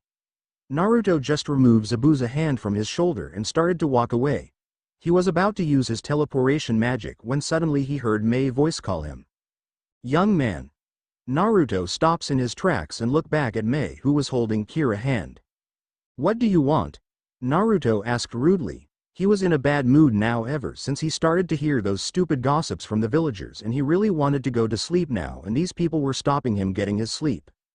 Mei frowned at the tone of Naruto's voice while Kira glares at him. "Hey, don't be rude at Aunt like that. She is the Mizukage," Kira said angrily, which Naruto just rolled his eyes. "And you think I care? I don't care even if she's the daimyo herself. Title means nothing to me," Naruto stated, making everyone look at him with wide eyes while Mei was impressed at his bravery. It's not every day you see someone has the balls say words even in front of the cage. "Gaki, you better show some respect," Ao said angrily. He wasn't let some punk disrespect his cage. "Or what? Glare at me to death? Oh please, I bet you couldn't even land a hit on me, old man," Naruto said confidently. Ao just glares at him. Zabuza was amused in seeing this while Mei was analyzing Naruto as she looks at his appearance that her remind of someone. Then suddenly it clicked in her mind that made her eyes widen in shock. "Are you by any chance be Naruto?" Mei asked, and Naruto turns his attention to her and raised a brow but decided to answer. "Yeah, I'm Naruto, so what of it?" Naruto asked, and a smile appeared on Mei's face which made Naruto take it a good sign. "Kira-chan." Mei called, and Kira looks at her aunt. "Looks like you finally met your fiancé," Mei said happily, which made Ao, Zabuza and Kira's eyes widen in shock. "What?" the three shouted as Naruto narrowed his eyes at Mei. "You mean to tell me that he's Kushina-san's son?" Kira said in shock voice, and Mei nodded at her. "No, I'm not." Naruto cuts in and everyone looks at him. "I'm not that woman's son, and the Yondaime is not my father either," Naruto said coldly, which made the three look at him confused while Mei frowned at hearing this. She already heard from Kushina about Naruto's life. "What are you talking about? You're clearly Minato Nami." Ao was cut off when suddenly in a white flash Naruto appeared in front of him with a sword near his throat, which shocked everyone. Even the people around them were watching the scene. "If you mention that man's name in front of me again, I'll make sure that I'll kill you on the spot," Naruto said with dark voice, which made everyone wince.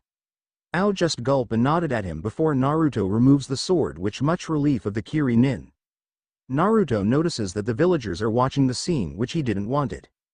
He looks at Mei and said, "Leave me alone or else," Naruto said with dark tone as he released his killing intent that would make any civilian fainted while shinobis were dropping to their knees from the massive killing intent. Mei and others' eyes widened in fear as they saw the dark aura that Naruto was releasing. Naruto's message was clear that he wanted to be alone. Mei nodded at him, and Naruto slowly released his killing intent, making the people who were still conscious sigh in relief. Naruto took a deep breath before he disappeared in white flash. He didn't notice that above the rooftop that Itachi was watching the whole thing, and he couldn't help but let out a disappointed sigh. "Looks like Naruto-kun still hasn't let go of his hate," Itachi said before he disappeared in flocks of feathers. With Naruto Naruto arrived at the hotel that he was staying in a white flash. "Ni-san," Toka shouted as she hugged him, in her small form. Naruto just let out a smile and let out a content sigh. Toka lets go of the hug and looks at Naruto with a concerned look on her face. "Ni-san, what happened? I felt a strong killing intent around the village, and what happened to the men that was following you?" Toka asked, and Naruto frowned in hearing those questions. He really doesn't want to talk about this day. He was ambushed by Danzo minions and had just seen his opponent in the finals and who was trying flirt with him. "I don't want to talk about," Naruto said, and Toka frowned at hearing those words. "But, please Toka, I just want to sleep now," Naruto said with a tired tone. Toka just let it go and nodded at him. "Alright, but you promise me that you'll tell me everything," Toka said, and Naruto just nodded at her before he heads to his bed and have some sleep. It's been a busy day and he really want take some shut-eye. Toka looks at her adopted brother, peaceful expression on his face, and let out a sigh and also decided to take some sleep. She went to her own bed and lie down. She looks at her brother and a smile appeared on her face. Good night, Ni-san. Toka said before she takes her sleep and hopes that tomorrow that Naruto will be in good mood. Next day. So Ni-san, where are we going to eat? Toka said with a happy expression her face. She was sitting on Naruto's shoulder and Naruto just gave Toka a smile. I don't know, where do you want to eat? Naruto asked and Toka looks around as she looks to where she wanted to eat. There, Toka said as she pointed where she wanted to eat. Naruto follows Toka finger to where and saw that she was pointing at small stand that has a sign said, Ichiraku Ramen. You sure about that, Toka? They only serve ramen, you know. Naruto said and Toka just nodded at him. Naruto made his way to stand and enters it. Welcome to Ichiraku Ra Yondaime-sama. A young woman said in shock as she saw Naruto. Naruto looks girl at girl appearance. She is a slender girl with long, brown hair and eyes, plus fair skin. She wears a white robe with the sleeves folded, a sort of dark blue apron with ribbon ties at the top and a bright white bandana. He scowls at her. I'm not him, Naruto said in an angry look on his face, and the girl was surprised at this. Sorry, you just look like a carbon copy of him, the woman said, and Naruto let out a sigh and waved it off. He really doesn't want to make any trouble right now. Whatever, I just wanted to have something to eat, Naruto said, and Toka smacked him in the back of his head. Ni-san, be nice. I'm sorry about my brother, he has some issue about the Yondaime. Toka said as she bowed her head. The woman was surprised to see Toka because she never saw anyone that small before. Don't worry about it, it's my fault anyway. I'm Ayame, nice to meet you, Ayame said with smile on her face. Toka returned the smile and introduced herself. Hi, I'm Toka and this is my brother Naruto, Toka said happily and pointed at the blonde on the last part. Naruto just rolled his eyes and takes his seat. So what will you have? Ayame asked, and Toka looks at the menu while Naruto had a bored face. I'll have a miso ramen, Toka said happily, and Ayame just nodded at her and looks at Naruto. I'll have what she's having, Naruto said with a bored tone, and Ayame just nodded at him. Tou-san, we have an order, 2 miso ramen, Ayame shouted, and someone came out from the back and reveals to be an old man that was wearing white clothing and has a hat. This old man is Tucci and the owner of the ramen shop. Tucci looks at his customers and his eyes widen in shock. Hokage-sama, Tucci said with a surprised voice, and Naruto scowled at him, and which made Tucci looks confused. Tu-san, he's not him. He just looks like him, Ayame said, and Tucci was surprised at hearing this and saw Naruto just let out a sigh. Then suddenly he remembers something. Are you any chance would be Naruto? Tucci asked, and Naruto looks at him suspicious for a few seconds before nodding at him. Yeah, what of it? Naruto said rudely before Toka smacked him again. Ni-san, be nice to them, Toka scolded him, and Naruto just glares at her and decided to keep quiet. Tucci decided just to make the order while Ayame was talking to Toka. Naruto lies his head down as he waited for his order, when suddenly he felt a familiar chakra signature. Ni-chan. Ni-chan. Where are you? Naruto recognized that voice. It was Naruko, his little sister. Naruto got up from his chair and went out from the stand and looked to his right and immediately saw Naruko. She was a few meters away from him and saw that she was looking from left to right. Naruko? Naruto said with surprised voice, and Naruko heard it. She turns around and saw her brother, and a big smile appeared on Naruko's face. Ni-chan. Naruko shouted as she started running towards him. When she was close enough, she jumps on him and Naruto managed to catch her. Naruko just clung on Naruto tightly. I finally found you, Ni-chan, Naruko said happily, and Naruto just smiled in hearing those words, but he was curious at one thing. Hey Naruko-chan.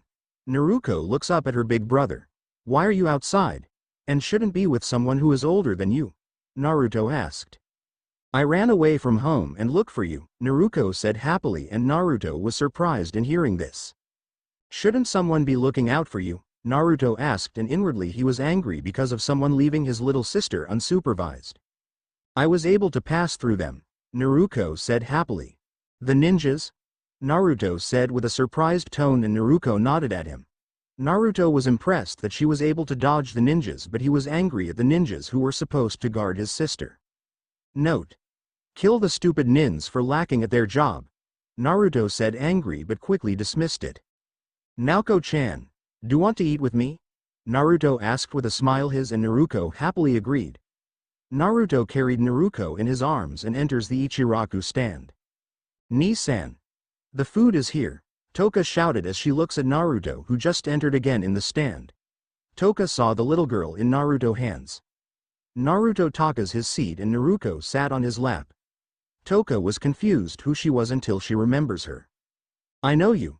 You're Naruto, Toka said happily as she pointed Naruto. Naruto was surprised in hearing a voice. She looks at her left and saw Toka. She stares at her and Toka stare back. Fairy.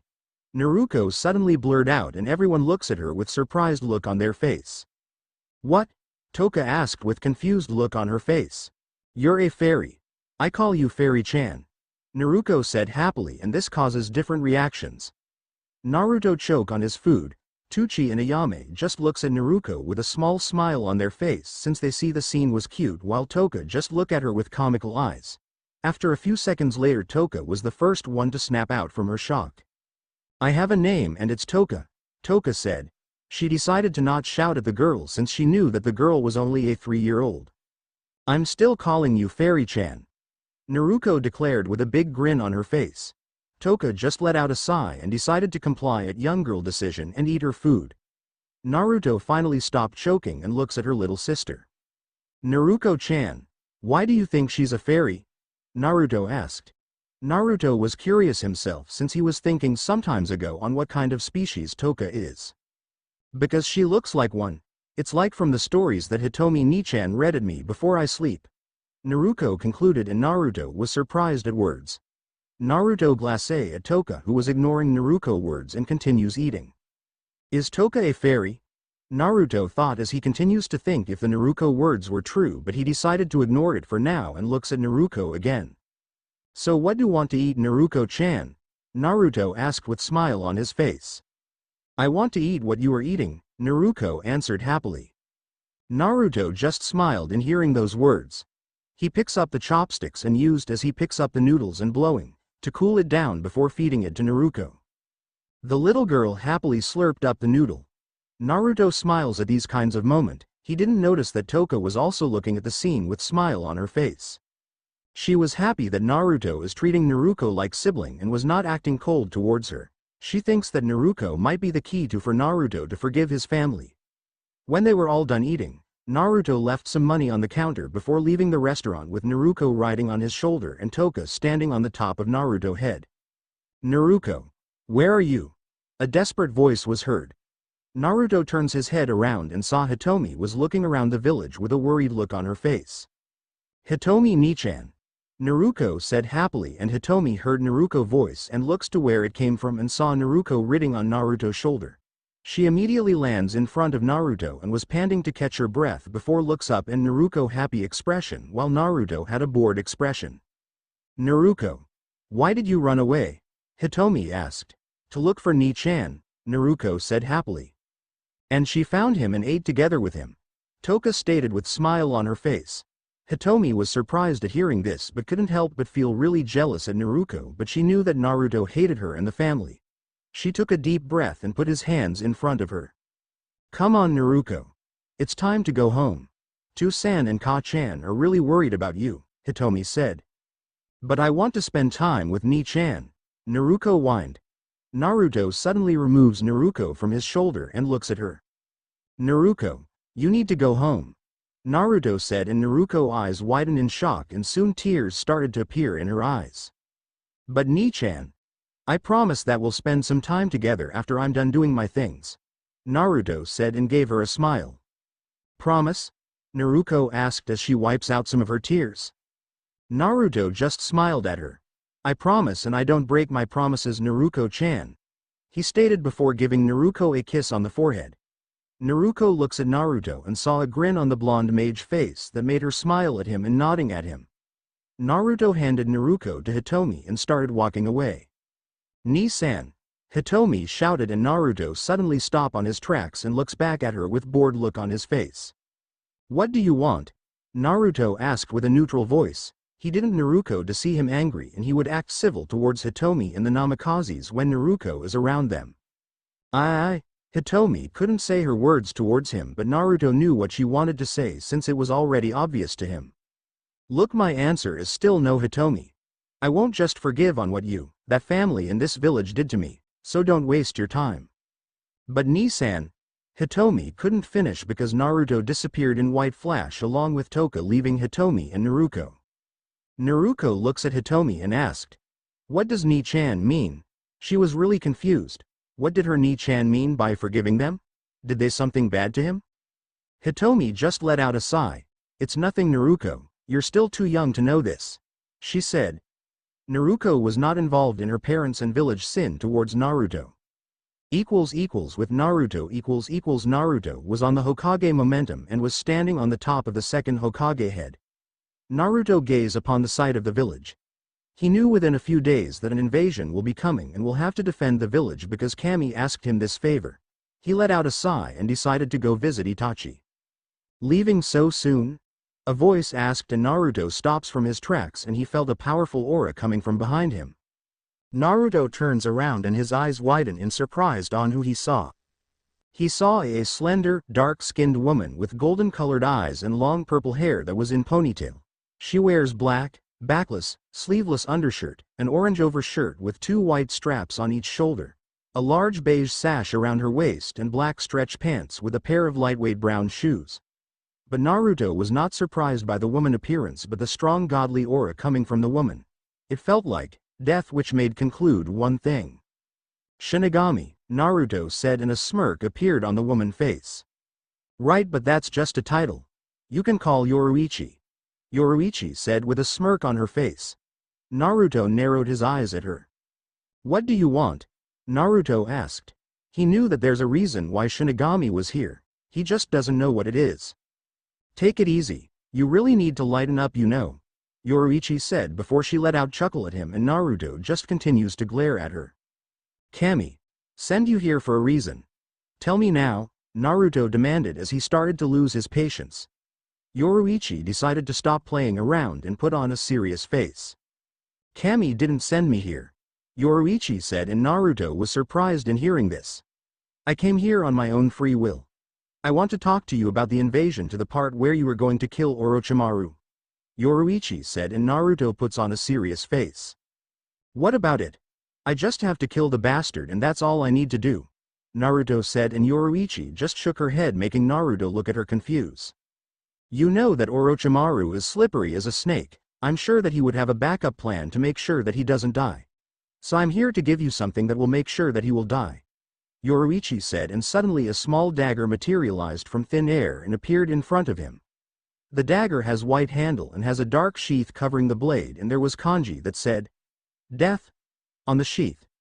Naruto looks at Yoruichi with a skeptical look on his face. "That is a replica of personal weapon. It's known as the Soul Eater. One stab of this weapon and that person will be sure to be dead and he can't escape it.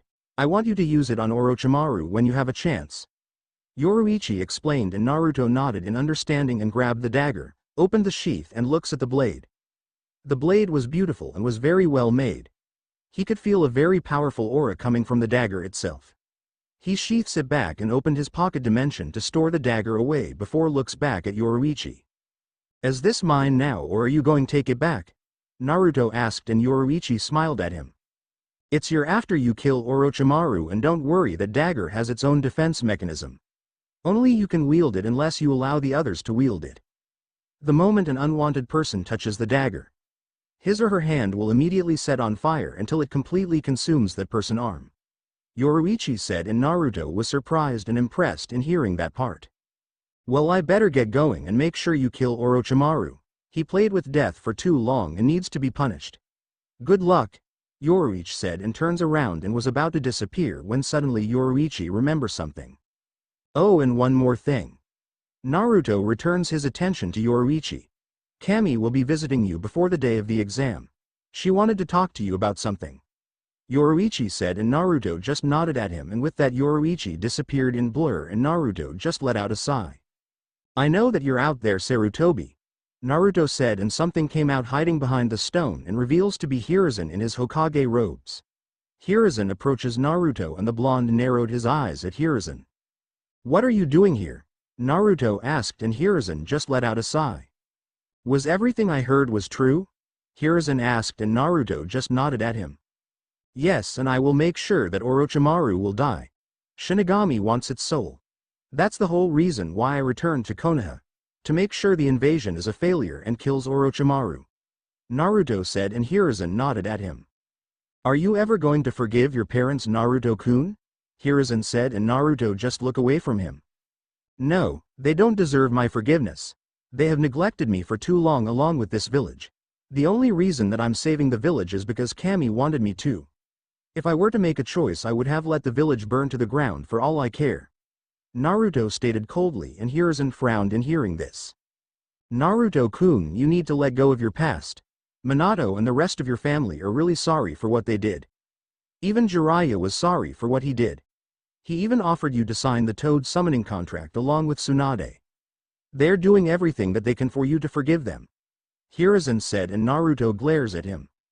"Well, they can shove that offer up to their ass for all I care. They had their chance to become better parents and godparents, but they blew up their chance, even you, Hiruzen," Naruto stated as he pointed at the former Hokage. "Me?" Hiruzen asked with a confused look. "Yes, you, and along with the rest of the villagers. None of you even acknowledge me. Only Itachi was the one who acknowledged me. You could have talked to me or even just greet me, but no, you are just like rest of the villagers. Ignored and shunned me because Hitomi had the Kyuubi inside her," Naruto stated at him. Hiruzen was surprised in hearing those words and couldn't help but bow his head in shame. He knew that Naruto was right. He acted just like everyone in the crowd and deeply regretted it. "I'm sorry, Naruto-kun. Don't call me that. You have no right to call me that. Only Itachi Nisan and my friends can call me that," Naruto stated angrily as he let out a small killing intent towards him. Hiruzen was taken back from the sudden killing intent that Naruto released. "My Kami. Naruto has a powerful killing intent, even it's only small," Hiruzen thought with shocked look on his face. Soon Naruto started to calm down and his killing intent started to disappear. Hiruzen finally snapped out from his shock and saw that Naruto has his back turned. "Don't come near me again, unless you have a death wish," Naruto stated coldly before he disappeared in a white flash, leaving a shocked and sad Hiruzen on the Hokage monument. "I only wish that Naruto will let go of his past and forgive his family. He doesn't know what his family went through. I'm sorry, Naruto-kun, for being neglectful towards you," Hiruzen thought sadly, blaming himself for his ignorance towards the blonde mage. Night time. With Naruto. Naruto was of the rooftop the hotel that he was staying. Naruto gazed upon the stars and started to remember everyone back in Fairy Tail. He looks at the necklace that was around his neck. It was the symbol of Fairy Tail that has the 3 different colors. The first color was brown, then white, and last one in the center was red. It was the first gift that he ever received from Urza, Mira, and Kana. The 3 girls made that gift for him, and Naruto treasured it completely, making sure that it was safe. After all, it was the first official gift after they become his girlfriends. "Everyone," Naruto thought as he holds his precious necklace tightly. "I promise that Toka and I will come back soon." 1 day before the finals. 1 day only has remained in the finals, and Naruto has been training hard along with Itachi and Toka in the Forest of Death to make their training secretive as possible. Also, Naruto has been spending his time at his little sister, Naruko. The little girl always had a way to escape her babysitter and spend time with him. Naruto would show her tricks of his magic, and the little girl was amazed and asked him to teach her. Naruto decided to see if he can teach Naruko how to use magic, and to his surprise, Naruko has a large reserve to Iterano along with a huge reserve of chakra. He thought that maybe because it was because of the Uzumaki genes or something. He decided to give it a shot, and to his surprise that Naruko was a prodigy in learning magic. She was easily able to understand the difference between chakra and Iterano, and she started to learn her first magic, and that was flight magic. She had trouble in controlling it, but it was understandable because she only a 3-year-old after all. But after talking to Naruko, he learned that her birthday was 3 days after the Chunin exam. He decided that he would leave the village after Naruko's birthday. Now Naruto was with Toka and Itachi having lunch in one of the training ground. They decided that today that they will have a day off to be prepared for the exam and the invasion tomorrow. Your cake are the most delicious thing I ever eaten, Ni-san, Toka said happily as she took another bite on the strawberry cake. Itachi was nodding in agreement and as he took bite on the cake. I agree, Naruto-kun. You're a better cook than Ka-chan, Itachi said, and Naruto just let out a chuckle. The three just continues to eat and have great conversation. But suddenly Naruto felt a powerful godly power around the field. Guys, she here, Naruto said with serious tone, making Itachi and Toka stop on what they are doing and had a serious look on their face. Naruto stands up and turns around and saw Kami was behind him. Hello Naruto-kun, Toka-chan and Itachi-kun. Kami greeted and Toka waved at her. Hi there Kami-chan, Toka said happily while Itachi kneeled down because he was facing the creator of life himself. Kami-sama, it's an honor meeting you, Itachi said with a respectful tone. It's also nice to meet you too, Itachi-kun, and I could feel Indra and Asura power inside you and Naruto-kun, Kami said before she turned her attention to Naruto, who was looking at her with narrow eyes. What do you want, Kami? Naruto asked coldly, and Toka immediately slapped the back of his head. Ni-san, be nice to her, Toka scolded. Naruto just glared at Toka while rubbing the back of his head while Itachi was looking at Naruto with shock look on his face. Why? Well, it's not every day you see someone who rudely talked to deity. Then again, Naruto is an exceptional. Again, what do you want, Kami? Naruto asked, and Kami let out a sigh. She knew that Naruto was still pissed at her, but she knew that already. I'm here to ask you something, Naruto-kun, Kami said, and Naruto looked at her skeptical. What is it? Naruto asked, and a smile appeared on Kami's face. How would you feel if I say that I will give you a chance to be with your friends in Earthland now? Kami said, and everything went silent as if time was frozen. Naruto was looking Kami with wide eyes along with Toka while Itachi had curious look on his face. Is this a joke, Kami? If it is, I swear that I will tell Ryu to fuck you. I'm serious about this, Naruto-kun, Kami said with a serious look on her face. I visited Earthland 2 months ago and immediately your friends asking details about you, even some of them threatened me. Since basically I was the reason that you're back here, Kami said. No shit, Sherlock, Naruto said with sarcastic tone, only to receive a hit to the head by Itachi while another smack on the back of the head by Toka. You should be respectful to her, Naruto-kun, Itachi said to him, and Toka just nodded in agreement. Traitors, Naruto muttered under breath, and he could hear giggles from Kami. He said a glare at her, but Kami just continues to giggle at him, but soon she stops laughing. Anyway, I asked them if they wanted to help you with your mission and immediately your friends agreed without second thought, Kami said, and Naruto raised a brow at hearing this. Even they have to kill some of the people? Naruto asked, and Kami shook her head. They didn't agree on that part. They said that would mostly only knock their enemy out cold, but at least they are willing to help. So what do you say? Kami said, and Naruto was thinking this carefully. One side said that he should agree to this because they would be exposed to the shinobi world where it said, kill or be killed. But the other side was saying to agree to this because he really missed everyone, especially his girlfriends. After minutes of thinking, Naruto finally made his choice. I agree, I want their help, I want to see them again, Naruto said, and this caused different reaction from people around him. Kami was smiling and hearing this while Toka had a big grin on her face and hearing, because she will be able to see her friends again, while Itachi had a small smile on his because he was eager to see Naruto friends. Very well, but the only 6 people will join you, Kami said, and Naruto nodded at him, and Kami was about to summon a portal when suddenly Naruto raised his hand to stop her.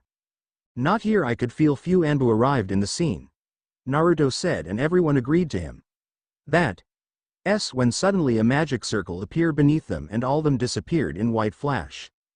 Hokage Monument Everyone arrived at secret area of the Hokage Monument that Naruto found a few days ago when he was wandering around the village. Are you ready, Naruto-kun? Kami asked, and Naruto nodded at her, and Kami waved her hand in front of her. A portal appeared in front of Naruto. Naruto looks through the portal and saw everyone in Fairy Tail doing their everyday routine. He looks around and saw Natsu was fighting with Gray, Urza and Mira were chatting, Kana was drinking a barrel of alcohol, Lisana was serving the people in the guild, and Makarov was drinking a glass of beer. It's been 3 months since Naruto-kun left for that mission by Kami-sama, Mira said as she let out a sigh. Urza ate a piece of her strawberry cake and nodded in agreement.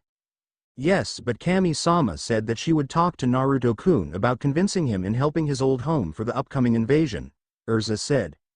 I hear you there, Kana said as she decided to join the conversation. All the girls let out sighs as they remember the time they were with Naruto. Urza-chan, Mira-chan, Kana-chan. A voice shouted and all the girls snapped out from their thoughts as they heard the voice and they recognized it. Naruto-kun.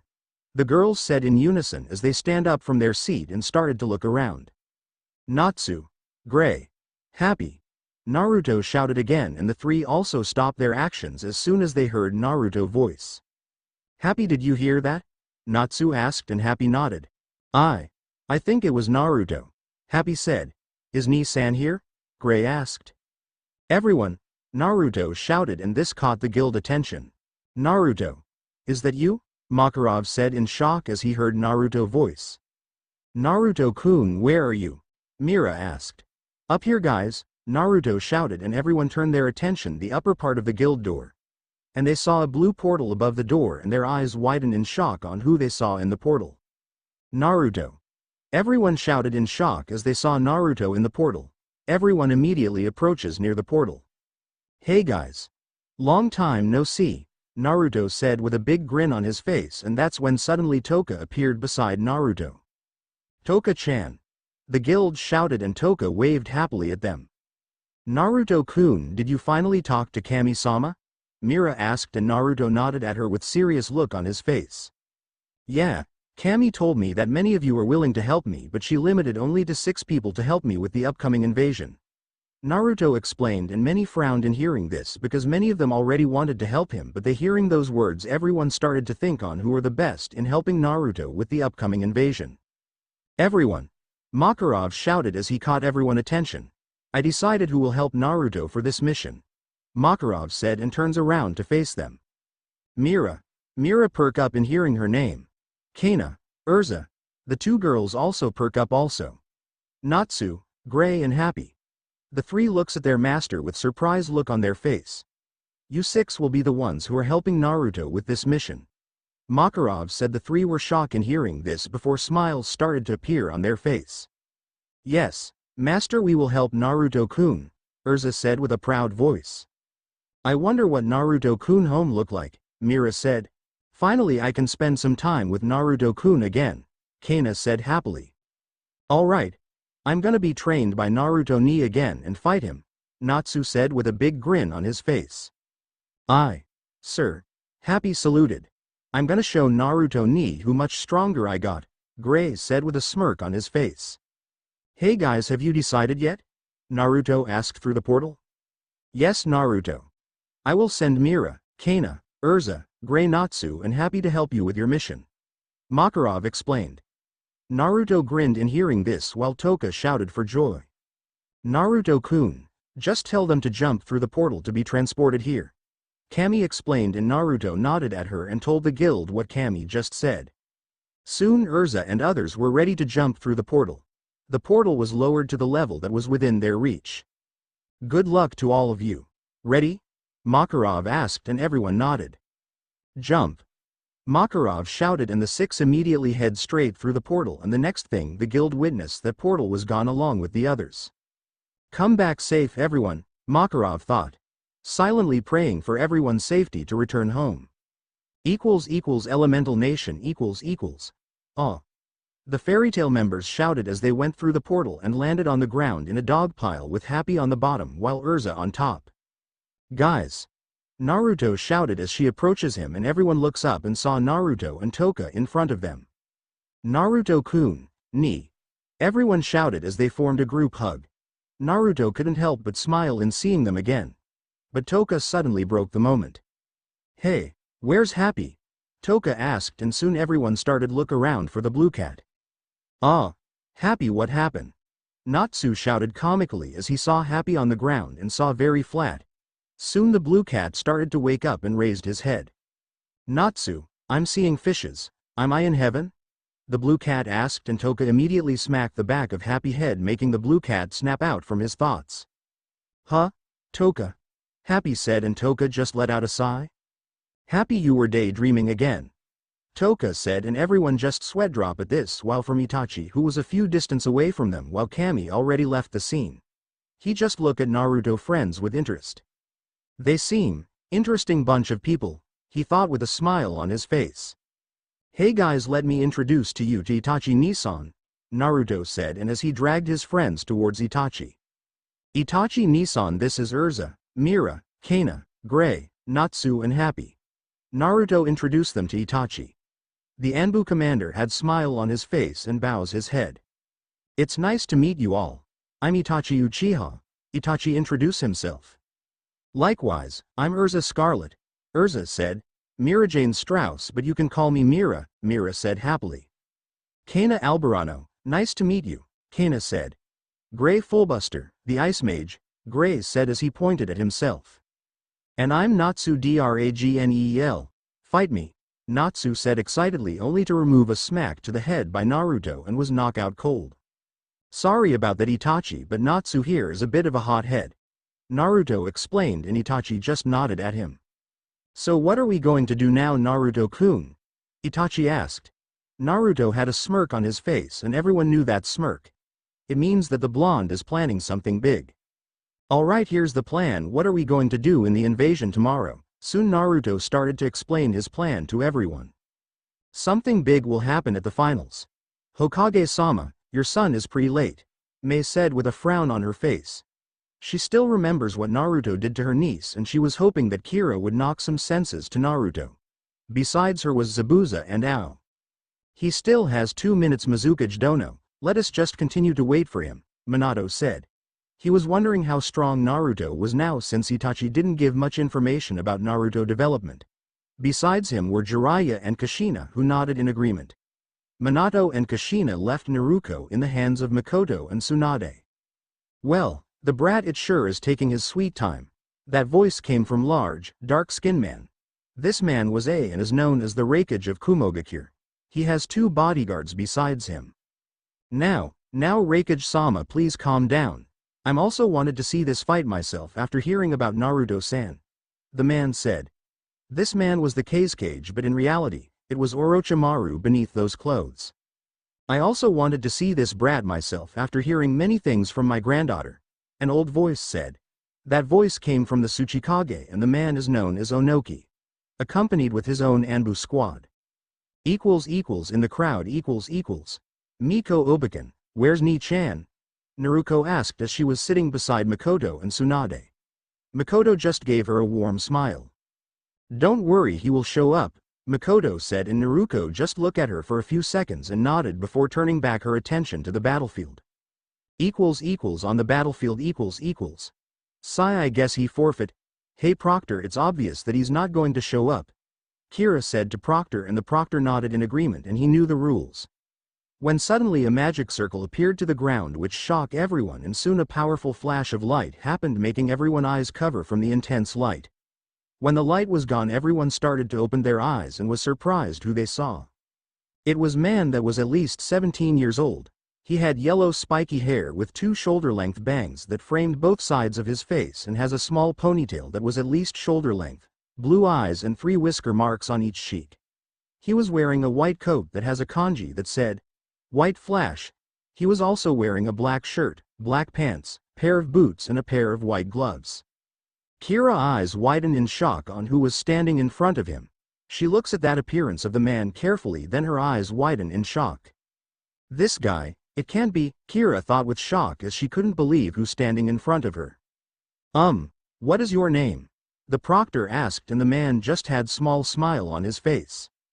Naruto Hakuto, the man said as he reveals himself as Naruto, making Kira's eyes widen in shock, and so did everyone else. With the cages What happened to him? Few days ago he was around Kira's age, and now he looks like a lot older, Mei said in shock. She was thinking that her eyes were trying to play tricks on her, and so did the other cages as they said Kai together, but nothing happened. What did the brat do to get his age accelerated? A asked with shock voice. You and everyone else are on the same page. Raikage dono, Onoki said with shock voice. With Naruko . Ni-chan. Ni-chan, it's here? Naruko said excitedly as she started to bounce on her seat, which surprised Makoto and Tsunade. You're really happy to see him, aren't you? Makoto asked, and Naruko nodded at her with a big grin on her face. Hitomi and the Genins . Ni-san. Is that really you? Hitomi said with shock voice, and everyone was also surprised at the blonde mage new appearance. That's your brother. He's hot, Tamari suddenly blurted out, which made the guys gave her an odd look while the girls were nodding in agreement. So this is my fiancé Kuretsuchi said as she looks at Naruto with lust in her eyes and licks her lips. She completely had forgotten about getting revenge on Naruto after seeing his new appearance. Now she just wanted to know how strong he is now. Back to the cages. The cages continues to think about Naruto new appearance when sudden a flocks of feather happened and Itachi appeared in front of the cages in his regular outfit. Greeting Hokage-sama, Mizukage-sama, Raikage-sama, Tsuchikage-sama and Kazekage-sama.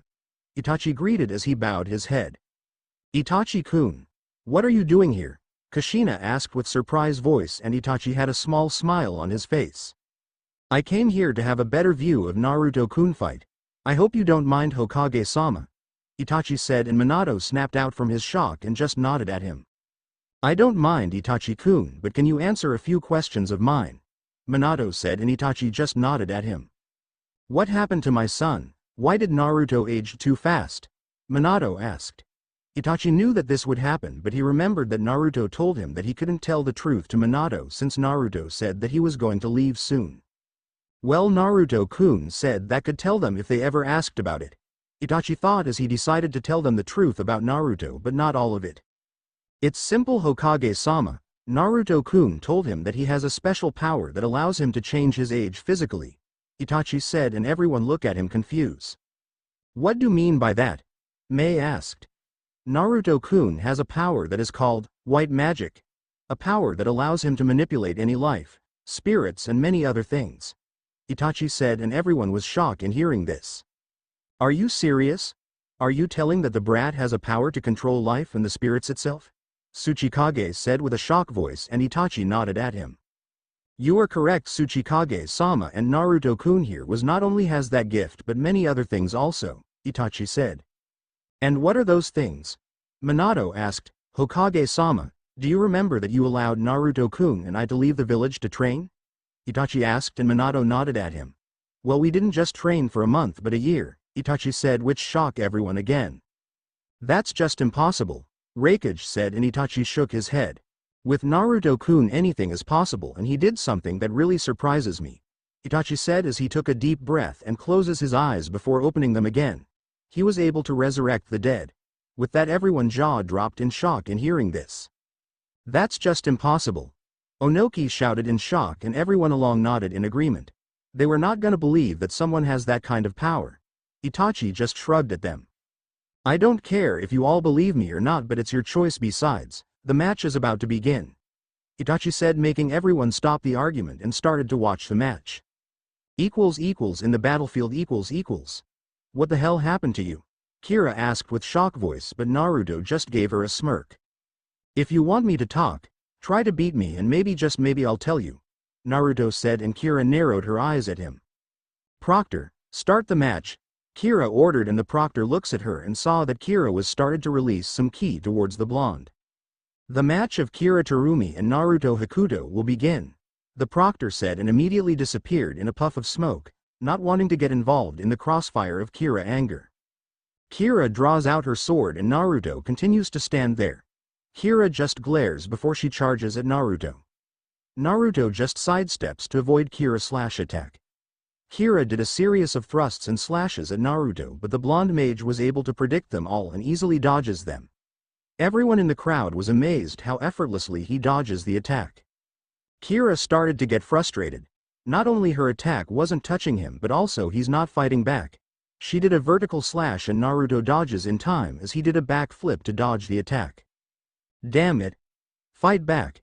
Kira shouted in frustration, and Naruto has an amused look on his face. You really sure, Kira-chan? Naruto said with mocking voice, and Kira just glares at him and did a sequence of hand seals. Lava style. Melting apparition. She shouted and releases a large amount of lava from her mouth. Naruto immediately disappeared in flash of light and reappeared behind Kira a few feet away from her. Well, you really want to kill me now, don't you? Naruto asked before he jumped back and avoided another lava attack from Kira. Naruto turned back his attention to Kira and saw that she suddenly vanishes, and soon he started to notice that he was surrounded by a fog of mist. Why do I have a bad feeling about this? Naruto thought as he continues to search for Kira, but it proved to be difficult with all this fog blocking his vision, and soon he started to notice that his cloths started to get torn. Oi Blondie! Naruto looks in front of him and saw that Kira was standing in front of him, few meters away. Naruto saw that Kira has lava sphere in her hands. With the cages . I never thought that she would use that, Mei said in surprise look on her face, and the cages look at with confused look on their face. What do mean Mizukage-sama? Kushina asked, and Mei let out a sigh before she starts to explain. Look at the match closely, Mei said, and every cages look back at the match before their eyes widen in realization. Shit, if that lava sphere made contact with the fog, Ei said. Boom. The Gaki is over, Onoki said with grim tone, making Minato and Kushina look at Naruto with a concerned look on their face. Kushina wasn't going to allow his son to die. Call the damn mat. Kushina was suddenly cut off by Itachi. That would be unwise, Kushina-san, Itachi said with monotone voice as he continues to watch the match. Do you want me to watch my son die? Kushina shouted at Itachi, and Itachi just kept quiet for a few seconds and decided to answer her. You both got to have faith in Naruto-kun, Itachi said, and Kushina and Minato eyes widen in shock hearing this. If you truly love your son, you should believe that he could survive this, Itachi stated, making Kushina and Minato mouth shut. Both people were quiet after hearing Itachi's explanation, while Itachi stares back at the match. Time to show them what you can do, Naruto-kun, Itachi thought. In the battlefield . Time to end this lava style. Dissolving exploding acid, Kira shouted as she throws the lava sphere towards Naruto. Boom! A massive explosion happened and created a massive firestorm. With Hitomi . Ni-san, Hitomi shouted as she saw the explosion happened. Wow, your brother is over, Tamari said as she looks at the explosion. Hitomi glares at Tamari and she just shrugged it off. She was not affected by Hitomi death glare. With the cages . Naruto, Minato and Kushina shouted and they were ready to jump towards the field. But Itachi was able to stop them as he blocks their way. Believe him, Kushina-san, Hokage-sama, Itachi said, and both parents just stare at him for several seconds and decided to believe at Itachi's words and stop themselves to save Naruto. With Naruko . Ni-chan, Naruko said with shock look on her face as she looks giant firestorm. Come on Naruto-Nisan, a voice shouted, and Naruko turns her head around and saw Natsu and the others that was only a few seats above them. Damn it, Natsu. Be quiet, Gray shouted at Natsu as he bopped the pink dragon slayer head. You wanna fight Ice Princess? Natsu shouted at Gray. Bring it on, Flame Brain, Gray shouted as they started to bash their heads towards each other. Natsu, Gray, quiet, Urza shouted as she let out small killing intent towards them, making the two flinch and immediately and rapidly nodding their heads before sitting down quietly. When do you think Naruto will come out from the firestorm? Mira asked as the others continues to watch the match without any worries. I say, right about half a minute, Kana said, and Urza nodded in agreement. After half a minute has passed, the firestorm started change its color. The color changes from orange to blue, which shock everybody, and soon they started to see small blue flames that was shape of a flower petal. Everyone was shocked look on their face and the same time was mesmerized at seeing this. In the field . What is going? What's happening to the firestorm? Kira shocked as she continues watching the blue firestorm that was surrounded by blue flame flower petals. When suddenly the blue firestorm suddenly vanishes in her, and everyone in the arena eyes widen in shock in what they saw. They saw Naruto standing in front of them completely unhurt, but his outfit is different. He was now wearing a white armor and has long sword in his hand. Think of Sacred Beast Seeker, Claude in Cardfight Vanguard. Naruto opened his eyes and he looks at Kira with narrowed eyes. Paladin Valor Armor. Naruto said. With the cages . What happened to Naruto? Minato asked with surprised look on his face. Kushina and Minato were relieved that Naruto was alright but surprised at Naruto's new appearance. I never thought that Naruto-kun will use that armor. Everyone heard Itachi's voice. Everyone looks at him confused. What do you mean by that, Itachi-san? Mei asked. Itachi didn't face the Mizukage as he continues watching the match, but he heard the Mizukage question. That armor is known as the Paladin Valor Armor. That armor nullifies any elemental attack and it increases the user power 10 times. Itachi said, making everyone's eyes widen in shock before returning back their attention to the match. With Urza and the others . So he's using the Paladin Valor Armor, huh? Urza said. Do you think that Naruto-kun would finally get serious? Mira asked and Kana snorted at hearing that. You wish. I bet that he would just continue to play with that girl, Kana said and Urza nodded in agreement. You're right, Kana, but I just wondering why would Naruto-kun use that armor? He could just easily use his Dragon Slayer magic to absorb the firestorm. Urza said and Mira started to look around and saw Naruto that was a few feet in front of her, cheering for Naruto. Go Ni-chan. Kick her butt. Naruto cheered for Naruto as she pumped her fists in the air while Makoto and Tsunade were controlling the little girl who was jumping on her seat. Mira smiled at seeing this before she turns her attention to Urza and poke her shoulder, causing the red-hair woman to turn her attention to her. What is it, Mira? Urza asked and Mira pointed her finger at Naruto. Urza followed to where Mira was pointing and saw Naruto, who was cheering for Naruto. I think Naruto-kun is putting a show for her little sister, Mira said. The members of Fairy Tail already knew that Naruto has good terms with Naruto and told them if the invasion happens. Urza smiled in hearing Mira's words and nodded in agreement before returning her attention back to the fight. With Naruto and Kira . Naruto stares at Kira's eyes and he used his mind-reading magic causing his eyes to change from blue to gold, which surprised the Kiri-nin. Naruto immediately looked at Kira's memories and after few seconds he stops his magic and let out a sigh. I never knew that kind of past, Kira-san, Naruto said and Kira looks at him confused. What are you talking about? Kira asked and Naruto gave her a sad smile. About your parents' death. Betrayal of your soon-to-be uncle-in-law Yagura, Naruto said and Kira's eyes widened in hearing this. How do you know that?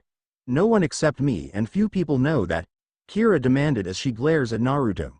She was wondering how did the blonde mage was able to find out that her Aunt May was engaged to the fourth Mizukage Yagura until Yagura went crazy and started to kill people with bloodlines, which created the civil war in Kiri.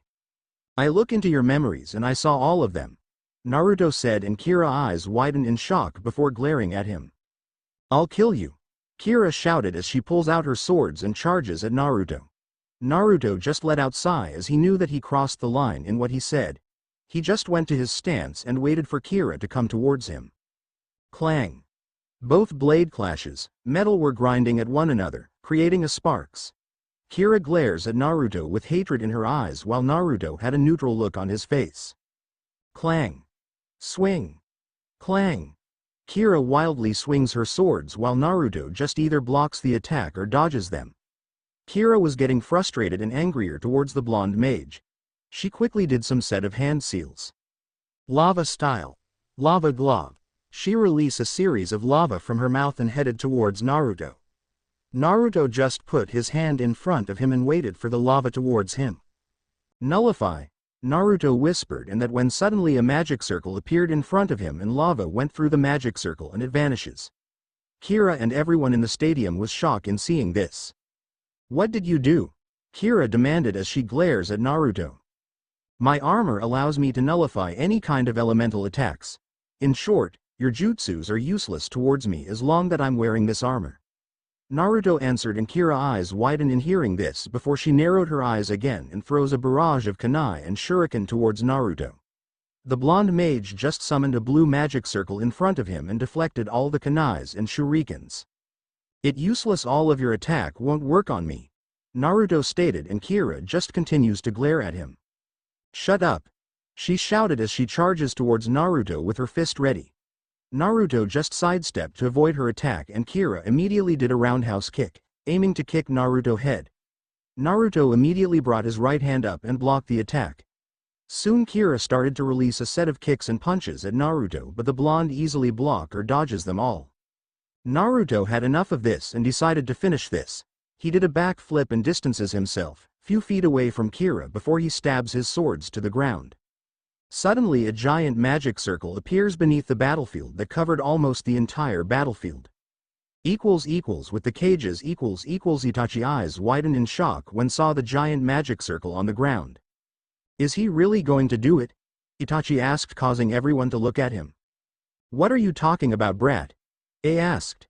That circle, if Naruto uses that move, Kira would be under Naruto-kun's favor, Itachi said, and Onoki just snorted at him. Big deal. He just going to make the girls suffer, Onoki said, and Itachi shook his head. No, that's just not any circle, it's the circle of heaven, Itachi stated, which causes everyone to look at him with confused look on their faces. Explain more, Itachi-kun, Minato said. I think it's better you all watch it instead, Itachi said, and one of them was about to speak again when suddenly the magic circle started to glow. In the battlefield time to end this. White magic, heaven's wrath. Naruto shout and his body started to release a white powerful aura, and soon many swords were materializing in the air. Kira's eyes widened in horror as she saw this, and she saw the sword's blade were covered with blue-white aura. Naruto snapped his finger and two swords started heading straight towards Kira. The Kiri-nin reacted in time to avoid the attack barely as she rolled away. Kira immediately stands up and saw that Naruto was smirking at her. Well, looks like this is the end of the line for you, Kira-san, Naruto said, and Kira glares at him. She then went to a sequence of hand seals before she took a deep breath. Lava style. Lava glob.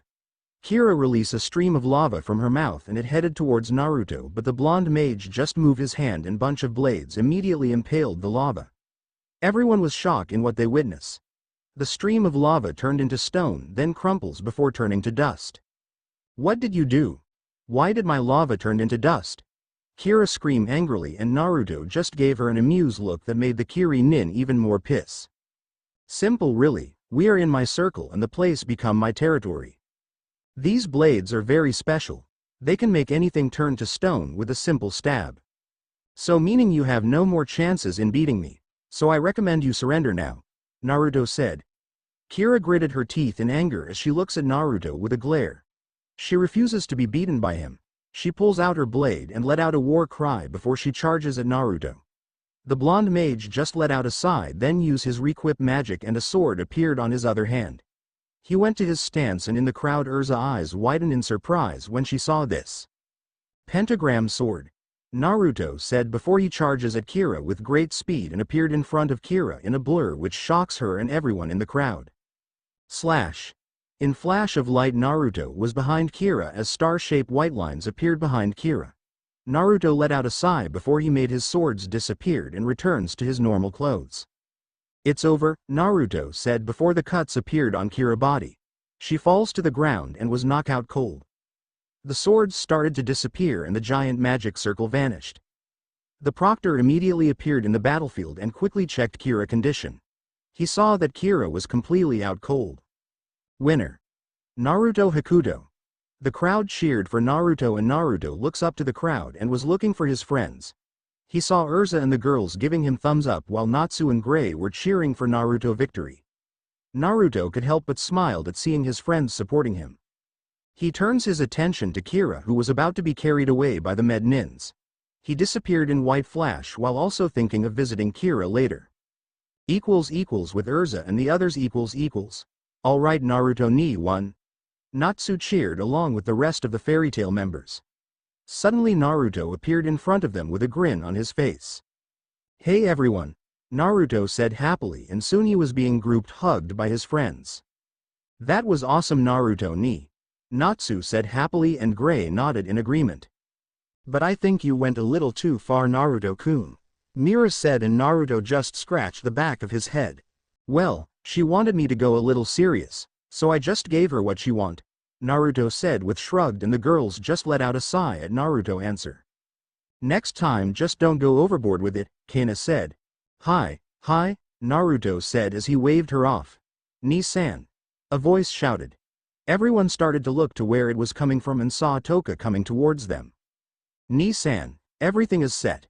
Happy is going to give us the signal, Toka said, and everyone nodded with a serious look on their face, and everyone started to huddle up. Everyone remember the plan. Once the invasion, make sure that you remember your position. Got it?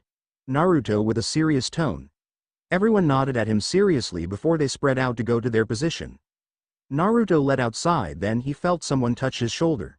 He turns around and Urza was the holding at him and looking at him with smile. You okay, Naruto-kun? Urza asked, and Naruto nodded at him. Yeah, I'm just worried for everyone's safety, but I know they can do it. After all, they're members of Fairy Tail. Naruto said with smile on his face. Urza nodded in agreement and giving him a small kiss on the cheek and walk away to go to her position. Naruto smiled before leaving the area in a white flash. With Kira. Kira was now awake and was resting in the medical ward. She was thinking about her battle against Naruto and couldn't help but wonder one thing. Who are you, Naruto? How come you're so strong? She asked herself. Then she heard the door open and reveals to her aunt, Mei Terumi. Mei Oba-san. Kira said softly. Mei just gave her small smile and approaches her niece and sit down at the edge of the head. Kira-chan. Mei place her hand on the top of Kira's head. It's okay, Naruto-san was on a different level. There's no shame in losing towards him. But Oba-san, I was a hero in the Civil War. I delivered the finishing blow towards the Yondaime Mizukage. How could I lose to someone like him? Kira asked. It's because you let your anger get the best of you and underestimating me, a voice said. Kira and Mei looks at the door and saw Naruto leaning the walls with his arms crossed in his chest. What do you want? Come here to rub it to my face that you beat me? Kira asked rudely as she glares at Naruto, while Mei just decided to keep quiet as she watches too. Naruto shook his head and removed himself from the wall and approaches them. No, I came here to talk to you, Naruto said before looking at Mei. Mizukage-san, I wish to talk to your niece alone, and don't worry, I won't do anything to her, Naruto stated. Mei narrowed her eyes at Naruto and the blonde looked at her with blank look on his face. The two continues to stare for several more seconds until Mei sighs in defeat and stands up from the bed. She walks towards Naruto and leans towards his ear. Hurt her and I'll melt you, got it? Mei whispered to him with a threatening tone that would make any man shiver in fear, but Naruto wasn't affected by her words and nodded at her. Mei walks towards the door, opened it and leaves the room as she closes the door, leaving only Naruto and Kira in the room. So, out with it. What do you want, Hakuto? Kira asked and narrowed her eyes at him. Kira-san, can you tell me more about your past? Naruto asked and Kira raised a brow at him. Why are you so interested about my past? Kira asked. What was the point of knowing about her past? Because it was one of the reasons that you lost. You have not been letting go of your past. If someone knows about it, even a small detail, your anger easily take you over, Naruto said. Kira gave him a glare. You think it's easy? I saw my parents die in front of me. I saw the horror of war. Watching your friends and loved ones die. Kira snapped at him as she glares at him. Naruto was unaffected by her glare and decided to keep quiet until she cools down. Kira looks away from him and Naruto started to see that she started to cry as she covered her eyes. Naruto let out a sigh and approaches the girl and pull her into a hug. Kira was shocked by the blonde mage actions. Let it all out. You have been holding to the past for too long, you need to let go of it, Naruto said softly. And it wasn't long after that Kira started to cry on Naruto's chest. Naruto might been a cold to her, but after learning about her past, he couldn't help but pity the girl. After crying for several minutes, Kira finally stops and Naruto lets go of the hug. Kira-san, there's a reason why I came here, Naruto said. What is it? Kira asked. Naruto had small smile on his face and his body was covered with aura and placed his hands in front of him. Suddenly a small orb materialized out from thin air which shocked Kira. Kira-san, Naruto called and Kira looks at him. Do you wish to meet your parents and loved ones again? Naruto asked and Kira's eyes widened in shock in hearing this. What? Kira asked with shock look on her face. If you wish to meet them again, touch the orb and the orb will do the rest, Naruto explained. He placed the orb near at Kira and vanishes in a white flash, leaving a wide-eyed Kira. With Naruto Naruto reappeared besides Urza, who was watching the match. What did I miss? Naruto asked as he seats beside Urza. Nothing much, that Gaara guy easily won his match, and right now the match between your sister and Kankuro guy is next, Urza explained. I forfeit. A voice shouted, and Naruto and Urza looks to where that voice was coming from and saw Kankuro, who had his hand raised. Fine, since Kankuro has forfeit, the winner of the match is Hitomi Uzumaki Namikaze. The proctor announced, and the crowd started to boo at Kankuro. Looks like he knew that he's going to need his weapons at the invasion, Naruto said, but Urza cut him off. That's why he forfeit the match, Urza concluded as she narrowed her eyes towards Kankuro. In the battlefield The match between Shikamaru Nara versus Tamari of the Sand will begin. Both fighters please step inside of the field, the proctor said. Same as the canon, winner by forfeit, Tamari of the Sand, the proctor shouted. Wow, never suspected him to give up like that. He already had her, Urza commented, and she heard a chuckle from Naruto. Well, he is a Nara, and from what I read in the books, the Nara clan is a clan with strategists but also very lazy people, Naruto said, and Urza just let out a sigh as they watched the next match coming next. In the field The battle of Satsuki Uchiha versus Yugito Ni is about to begin, the proctor said as the two fighters were standing the field, facing one another. Both fighters ready. Both fighters went to their stance, and Satsuki activates her Sharingan. Begin. Fire style. Great fireball jutsu, Satsuki shouted as she released a giant fireball from her mouth, and it heads towards to Yugito. The Kumo Nin immediately jumps away to avoid the attack and looks back at her opponent. She saw that Satsuki was rushing towards her with her fist ready. Satsuki immediately delivered the first strike towards Yugito, but she manages to block it. Soon both fighters started trading blows against one another, and the crowd was on their feet, on how intense the fight is.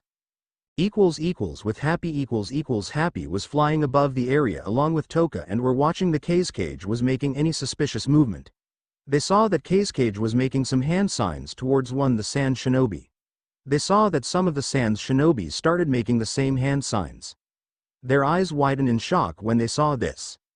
The signal, they said in unison, and Toka started to flash her hands with her heavenly magic. Natsu, who was in the roof of the stadium with Gray, Mira and Kana, they saw Toka giving them the signal. They're starting the invasion, everyone go to your respective location. Mira ordered them, and all of them nodded and jumped off the roof of the stadium and headed towards their respective position. Mira transformed into her demonic form and spread her wings. With Naruto Naruto and Urza was observing the fight, then he looks up and enhanced his eyes with his white magic and saw Mira in her demonic form and flapping her wings. Urza, the signal, Naruto whispered to her. Urza immediately looks at him with a serious look on her face. They both nodded and disappeared in a white flash and reappeared besides Mira. You both ready? Naruto asked, and the two girls nodded at him. Ni-san. He heard Toka's voice calling him. He looks up and saw that Toka and coming towards him. Toka-chan, you take care of the west while Happy, you go help Natsu while Mira, you assist Kana. Ursa-chan, Toka-chan, you two will stop Gaara once he started his transformation. Naruto explained, and everyone nodded at him. No more question? Naruto asked, and all of them shook their head. Good, now go to your position and don't die, Naruto said with a serious tone, and everyone nodded at him before going to their respective position. Naruto lets out a sigh and summoned his dimension pocket. He pulls out the Soul Eater and looks the dagger. He gripped it tightly before hiding it in one of his pockets. Looks down and saw one of the ANBUs doing a hand sign, and soon the arena started to be surrounded with feathers, and soon the civilians started to fall to sleep. Boom! He heard the explosion and looks to where it came from and saw it was from Hokage balcony. He narrowed his eyes before he pulls out a golden key. Gate of the Maiden Eye, open the Virgo! Naruto shouted, and magic circle appeared in front of Naruto and Virgo appeared before him. Hello master. Virgo asked, and Naruto gave Virgo a lacrimas, a communication lacrimas. Virgo accepts it and looks at Naruto. Virgo, I want you to protect Naruto from any disaster. Don't kill anyone who attack you, but you can cripple them. Got it? Naruto said, and Virgo nodded at him. Virgo already knows about Naruto's little sister since she met already the young girl. Yes, Master, Virgo said before heading towards where Naruto is. Naruto looks back at the Hokage balcony and saw that place was covered with a purple barrier. The invasion begins, Naruto whispered before he disappeared in white flash. With Natsu . Kill them. One of the sound nins said, and all of them charges towards the Konoha nins. The Konoha nins were about to charge towards the enemy also when suddenly Natsu came down from the sky and landed in front of them. Fire Dragon Roar. Natsu shouted. He released a stream of fire from his mouth and towards the enemy. Boom. A massive explosion happened. Who the hell are you? One of the sound nins said, and Natsu a grin on his face. My name is Natsu Dragneel. A member of Fairy Tail. Natsu shouted before his hands was ignited with flames and charges at the enemies. With Gray . Ice make. Cannon. Gray shouted as he created a bazooka from his hands and shoots it towards the enemy. What the fuck? Boom. Boom. One by one, Gray shoots the enemy with his bazooka. Then the Konoha nins appeared in the scene and they saw Gray dominating the enemies. Who the hell is that guy? One of the Konoha nins said. Gray heard them and turned his attention towards the Konoha nins. Oi! Instead of talking over there. Help me, Gray shouted, snapping thoughts of the Konoha nins and nodded at him before charging at the enemies. Inoichi stops and besides Gray looks at him. Who are you and why are you helping us? Inoichi asked with his eyes narrowed. I'm Gray Fullbuster and Naruto Ni-san told me to help defend the village. Gray stated, and Inoichi was shocked in hearing this. Before Inoichi could ask for more information, Gray left him and charges at enemy with two ice swords in his hand. With Kana . Take her down, she's just a woman. One the sand nin shouted and Kana glares at them. You're gonna regret that.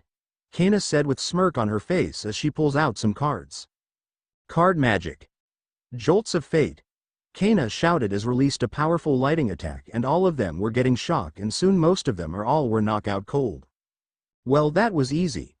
Kana chirped happily while the remaining enemies were shocked in what they witnessed and now were scared of the woman when suddenly reinforcement has arrived.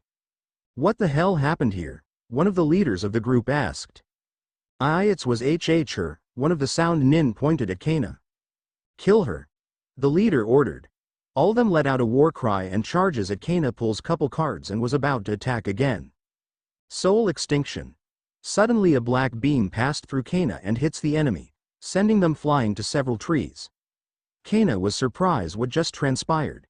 She turns around and saw Mira in her demonic form, flying towards her.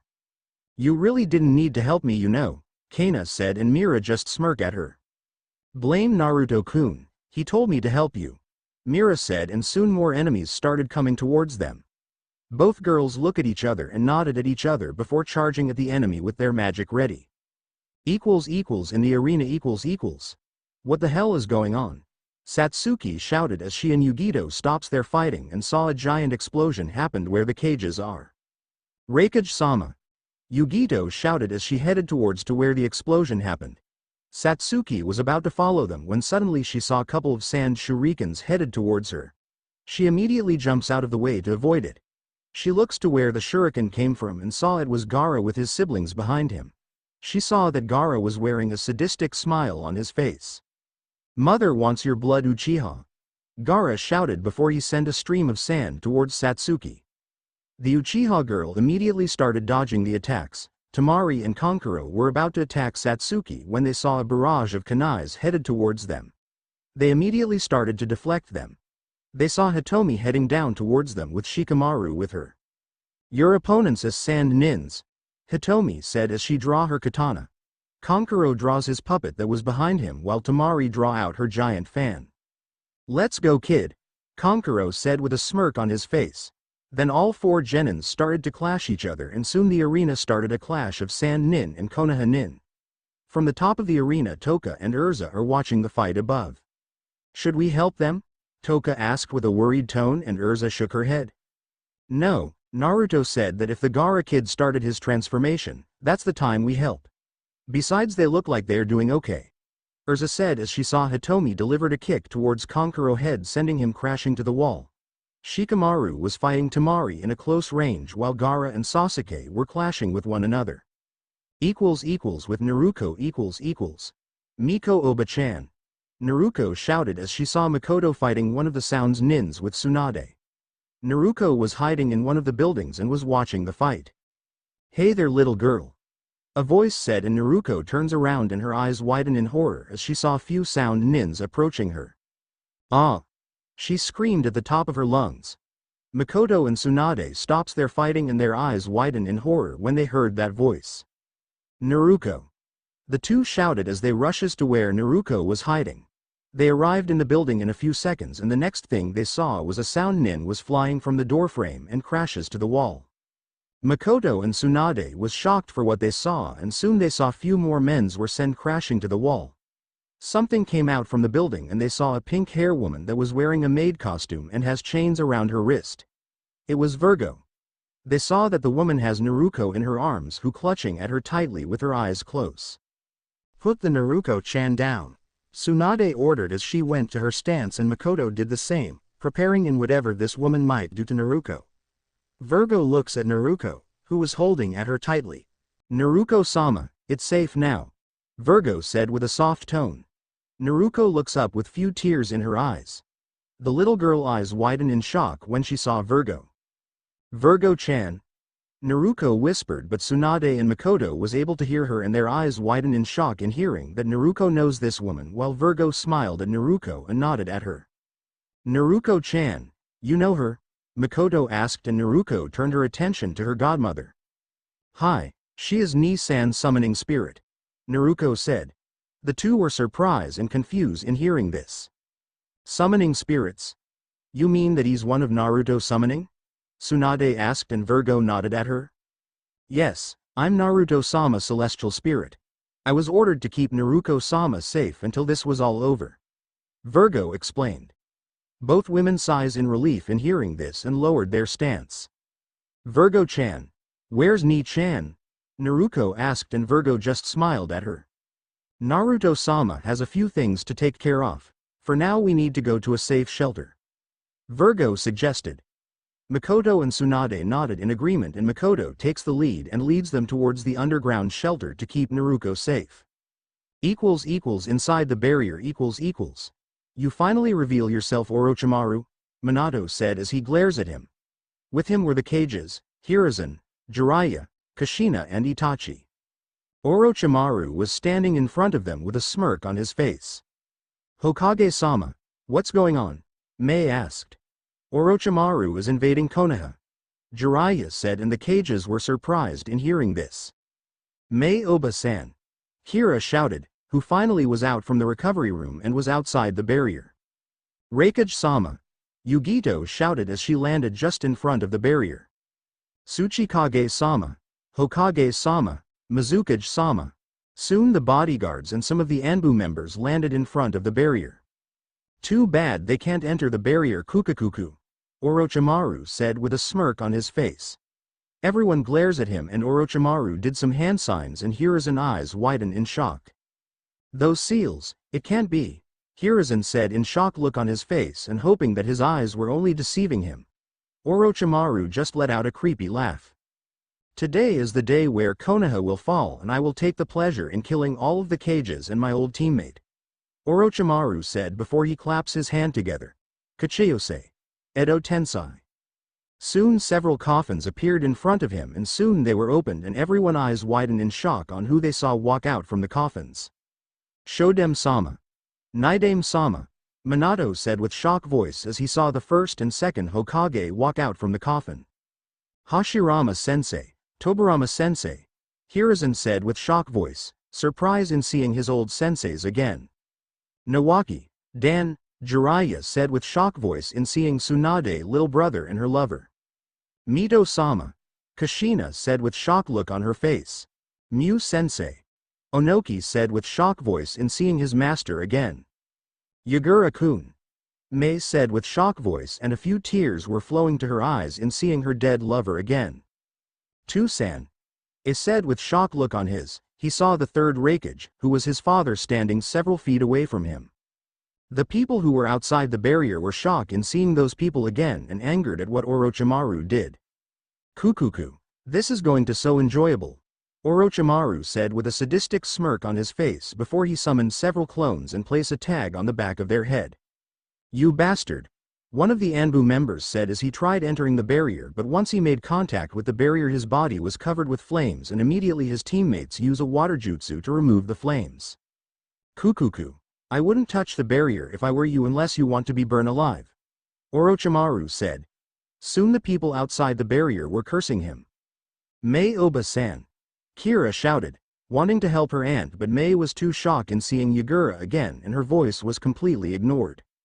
"Orochimaru, I'll kill you for this," shouted before he uses his lightning armor and charges at Orochimaru. He appeared in front of Orochimaru with his fist ready when suddenly his fist was stopped. Turned his attention to stop him only to see the third Raikage in front of him. Before he could do any reactions, the third Raikage immediately delivered a punch straight to a face, sending him flying towards the purple barrier. Raikage-sama," everybody shouted as they saw A was about to crash to the wall when suddenly a giant white magic circle was able to catch and stops him from crashing to the purple barrier. "Sigh for a cage, you sure stupid enough to charge reckless towards the enemy," a voice said, and everyone looks up to know who was that voice, and they saw Naruto was floating in the air.